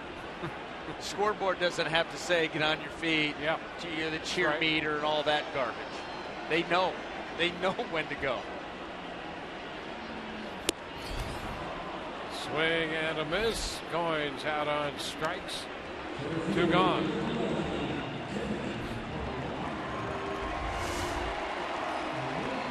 Just a challenge fastball. Goins, you can see his head pull off of that pitch, and the swing goes right with it.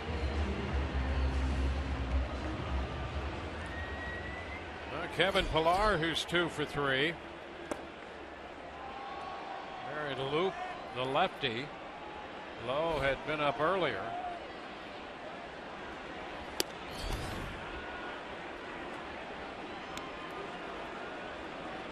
Ball, no strikes.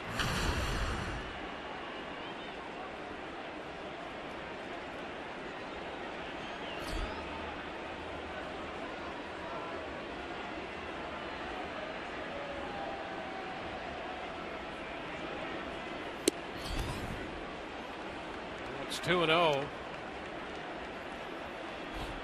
Toronto shut out the Yankees here Wednesday 4-0. They took 2 out of 3 from New York. The Rays coming in off a 4-2 win over Boston last night, winning 3 out of 4. And the Blue Jays with a magic number of 2 to assure a postseason spot. Their vision is on winning the American League East.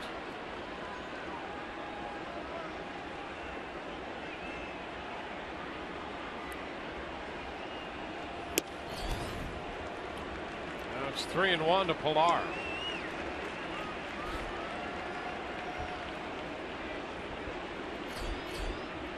It's Cliff Pennington on deck. He's had a 3 for 3 night. 2 outs, 1 on, 3-1 the count.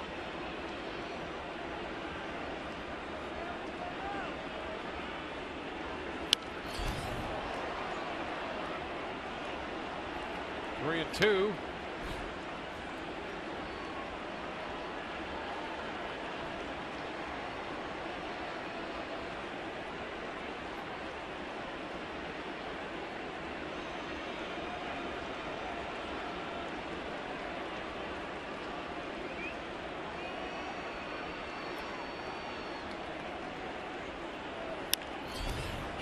Foul down past Luis Rivera, their third base coach.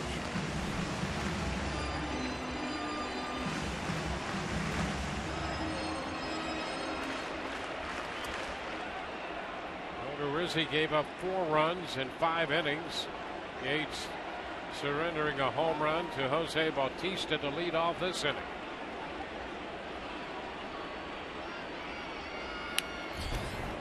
Foul ball on a fastball. He'll do that again with Martin retracing his steps. He'll be breaking again on the full count with 2 outs.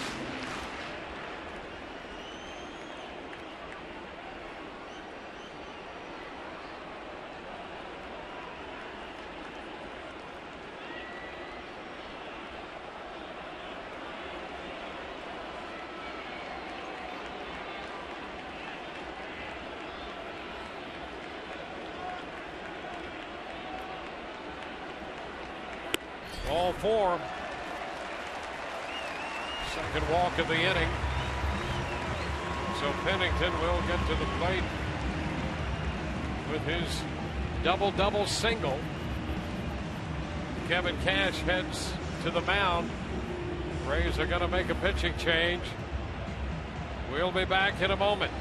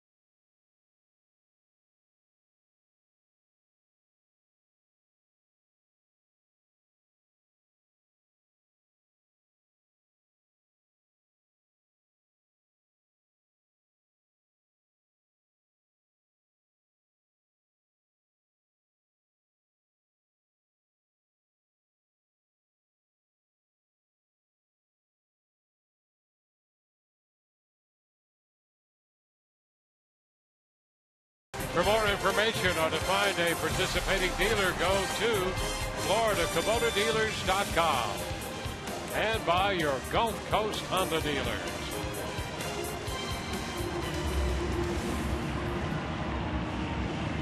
From Toronto, the opening game of this weekend series.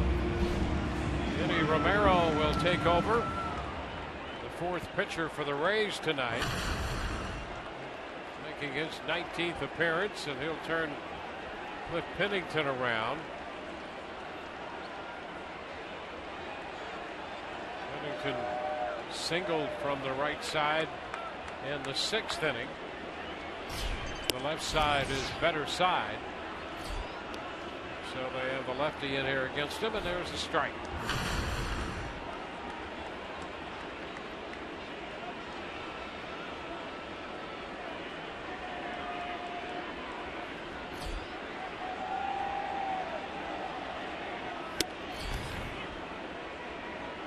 Two.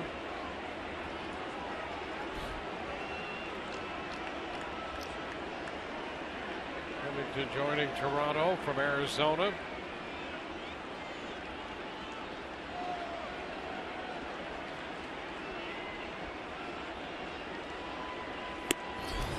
And he's out on strikes. The high fastball at 97 takes care of him, and we're headed into the eighth. 5-2 Blue Jays.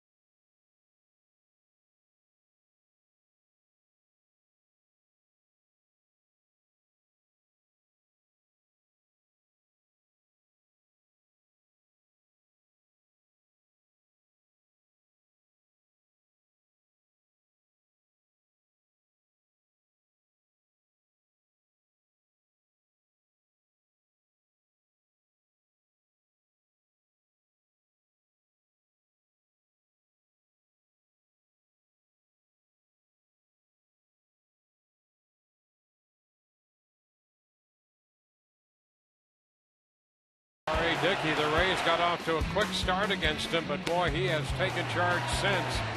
Finishes his stint tonight, retiring 18 of the last 19 he faced. Thank goodness. You're happy that he's out of the game, because after that first inning, he settled in. He really went to pitching with that knuckleball, changing speeds, changing locations, and had the Rays offense really just completely off balance. They didn't have much of a chance against him.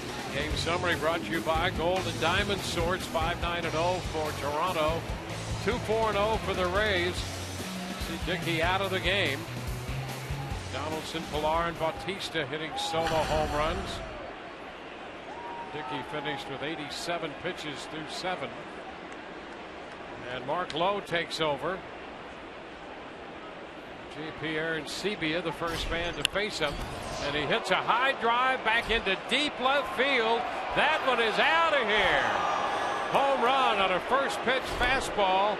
Arencibia makes it a 2-run ball game. It is 5-3.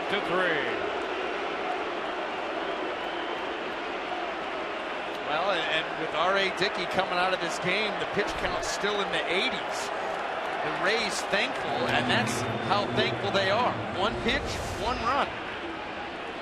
Here it is, Arencibia. We know he's got power. That pitch runs right into his swing. 6th home run for Arencibia.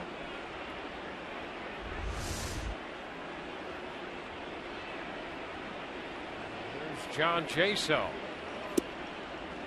Takes a cut. Strike one.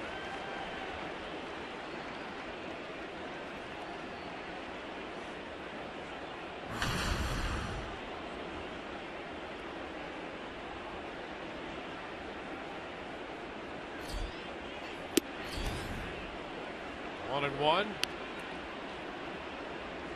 Rays scored 2 in the first. They have another run in the 8th. Trailing by 2 now.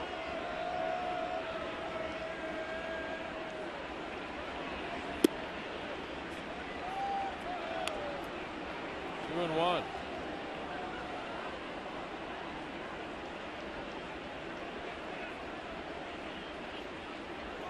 Well, the Rays happy to see a different arm out there. It's a ground ball, but in front of it, Barney, and he makes his throw to first. Jaso, the first out. Sanchez up in the bullpen.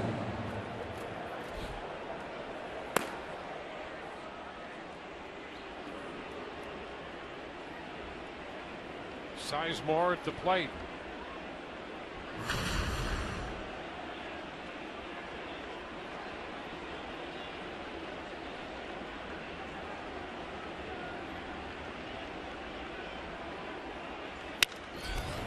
Fly ball on a broken bat. Gets out to Bautista. 2 gone. Mark Lowe, he wants to create movement. You see Aaron Sebia talking to Enny Romero.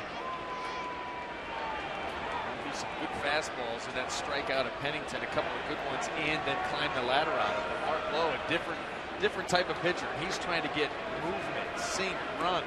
One that he threw to Aaron Sebia stayed up and it ran right into the swing. These last couple, he's gotten the ground ball, the ball running away from Sizemore, the breaking of the bat. That's more in tune with what he tries to do. Longoria takes a strike.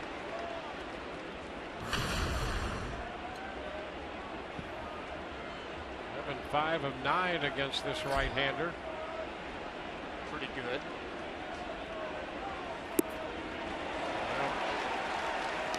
Good pitch there, sweeping away. So it's an 0-2 count.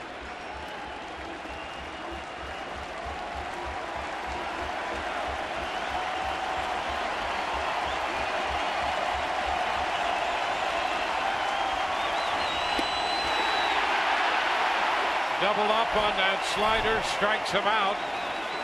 We go to the bottom of the 8th inning. The Rays get a run on the Aaron Sebia home run. It's 5-3 Toronto.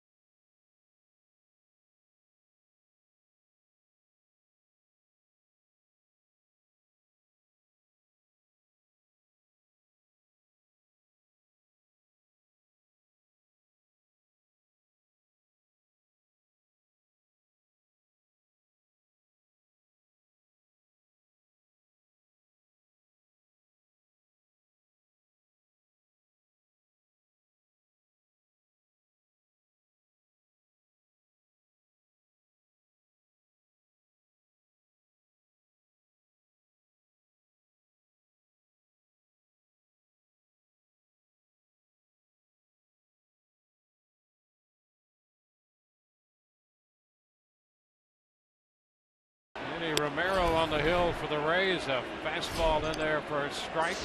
Darwin Barney batting. He has a couple of sacrifice bunts tonight.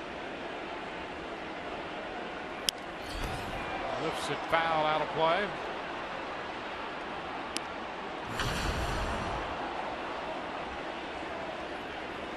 Jake Odorizzi worked 5, gave up 4. 2/3 for Riefenhauser. An inning for Yates. He surrendered a home run. Romero got the last out in the 7th and now opens the 8th inning. And it is 1 ball, 2 strike. And to Barney. There's a base hit lined into left. It was a 95-mile-per-hour fastball, and Barney is aboard. Well, he jumped all over it. Obviously sick and tired of bunting. Last 2 at-bats have been sacrifice bunts. One up the third base, one up the first base line. And here he turns it loose, and boy, does he stroke this ball out into left field well. Get the head out at 95. Blue Jays enter double figures in the hit column. Ben Revere.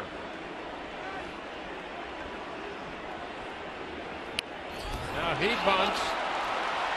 Longoria's quick throw to first takes care of that. Up to second goes Barney.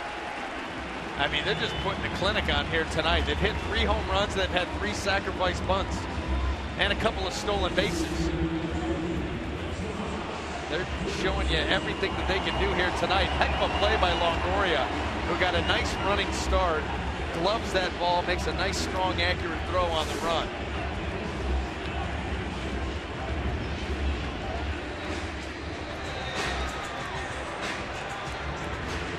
So the man at second, Josh Donaldson, is the hitter.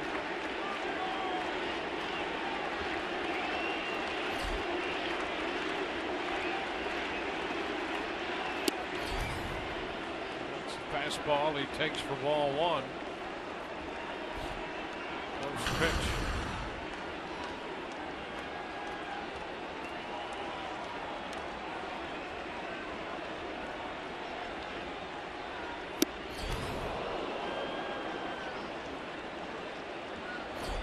One fastball. Roberto Osuna up in the bullpen.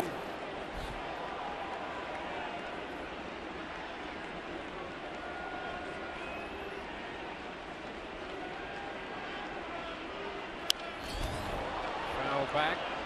More heat. That one at 97.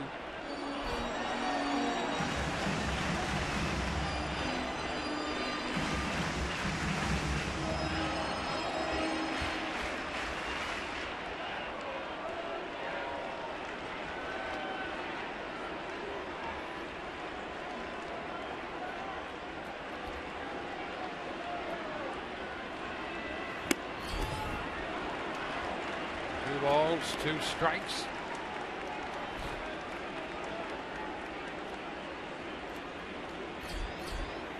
Bautista on deck.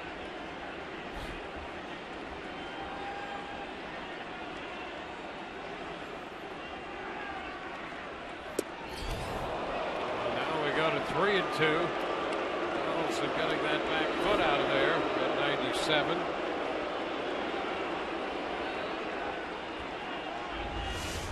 Yanks the fastball down and in, and yeah, that's that open leg too. That fastball catches the inside of that right knee. He's not going to be getting up anytime soon. And this one down in that same spot again, and down he goes. That one at 98.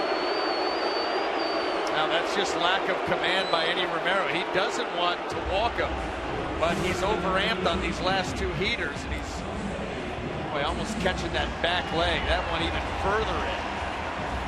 And that's what the Blue Jays don't get mad about. You know, a team that's looking to get in the playoffs, like, listen, if you're going to bring in a guy, have a guy that can pitch. I want the hitting our guys and maybe cause an injury, which 98 miles an hour may do.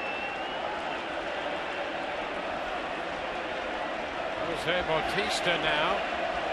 There's a walk and a home run tonight. In there for a strike.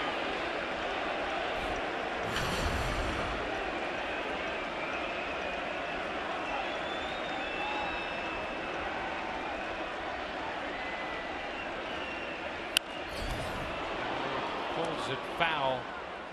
2. Home run came off Kirby Yates.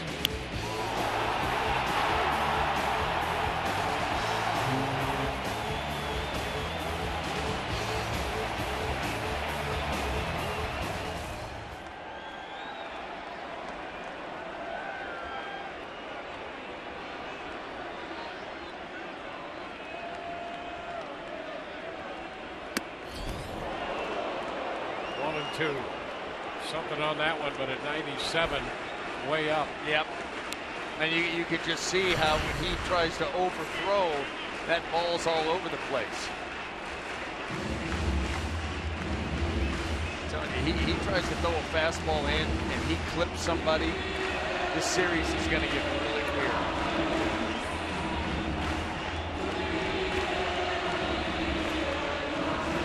Sevilla is spending some time with him out there. He's got a great arm without getting overamped. That's exactly what Aaron Sevilla is probably telling him. Hey, listen, your stuff's plenty good. Just throw it to me. It's going to get there 96, 98 anyway. You don't have to try harder with your arm.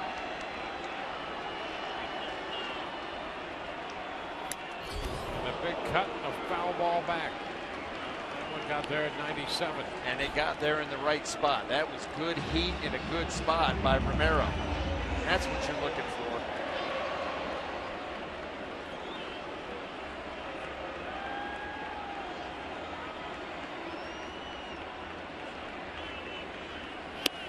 Oh, strike 3 call. Bautista out of there. That one ended 97. Caught him looking. This pitch is going to be away. You see Aaron Sevilla sitting up away, and he absolutely dots it. Bautista knows it. 2 men on with 2 men out, and the hitter is Edwin Encarnacion.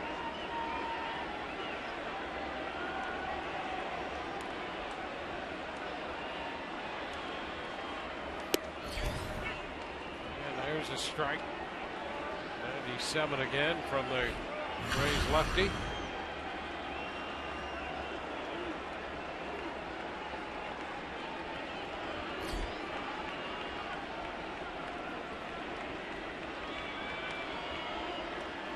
Well, as this season has progressed, so has Enny Romero.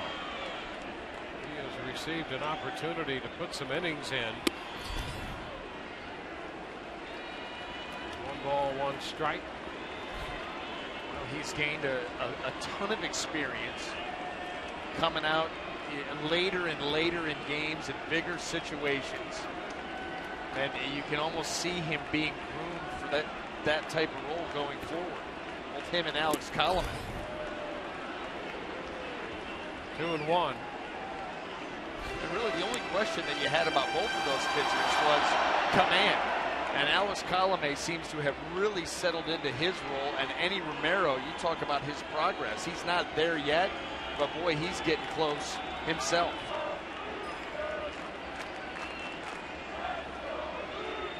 Two-one. Hot shot to third. Longoria will step on the bag, beating Barney in to retire the side. So a single and a walk, 2 men left. We go to the 9th. Rays down by 2.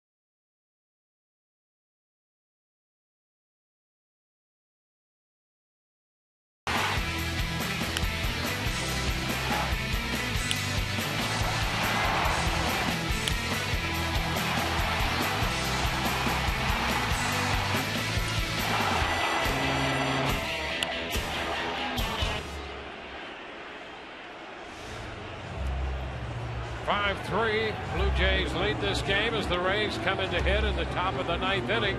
Here's what's coming up Sunday on Rays Live, the pregame show, presented by your Gulf Coast Honda dealers. And Andres will make the start for the Rays. We'll hear from him. And Orestes will break down Mikey Montour. For the Rays in the 9th inning tonight, they'll be facing Roberto Osuna. And it's going to be Logan Forsythe as Drupal Cabrera and James Loney to try to get something started against the right-hander.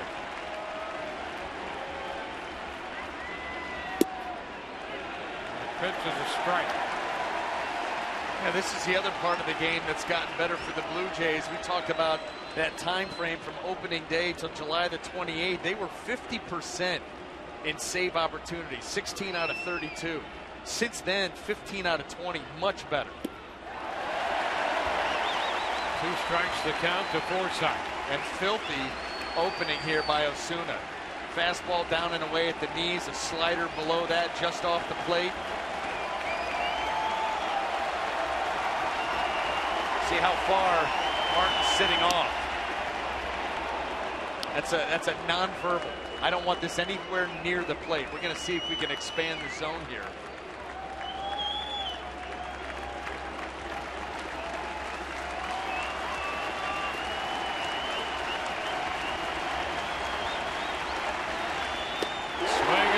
On a fastball.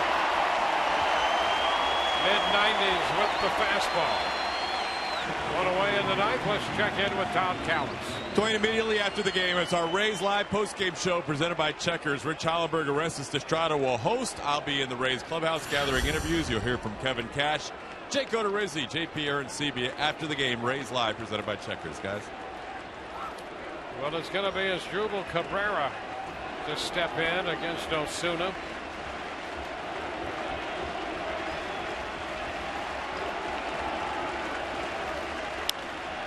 Broken bat and a ground ball right side. Hardy throws out Cabrera. 2 up and 2 down here in the 9th.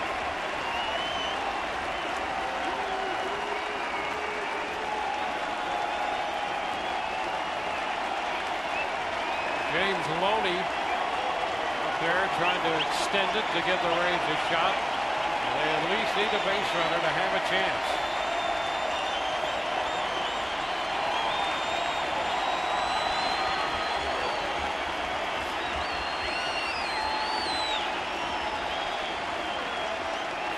Loney singled back in the 4th, and he grounds this one foul.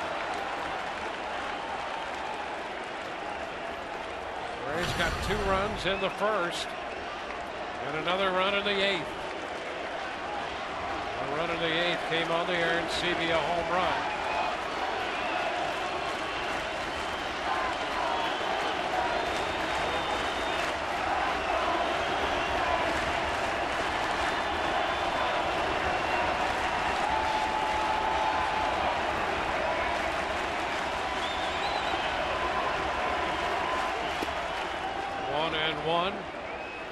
Sellout crowd of over 47,000 here tonight.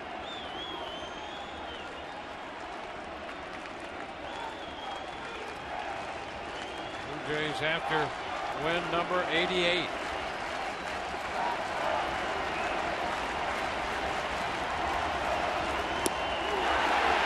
It's 1-2.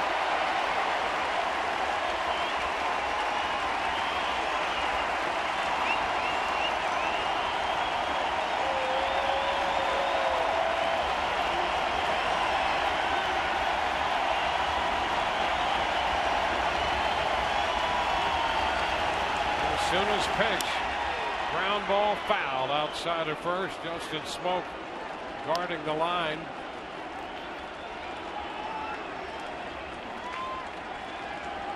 If he was not going to come up with that ball, it had no place to go but foul.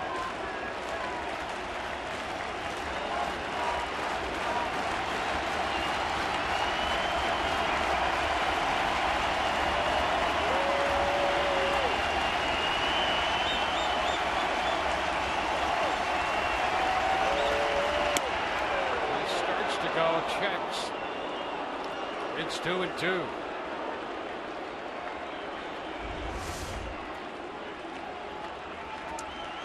Climb the ladder. James Loney did not go. This is where you expect that slider down and in. Looking for that pitch that he swung and missed at for strike 2. 2 inside with the hard stuff. And it's a full count. What you need for the Rays, you need a base runner. A base runner puts you within striking distance with one swing of the bat.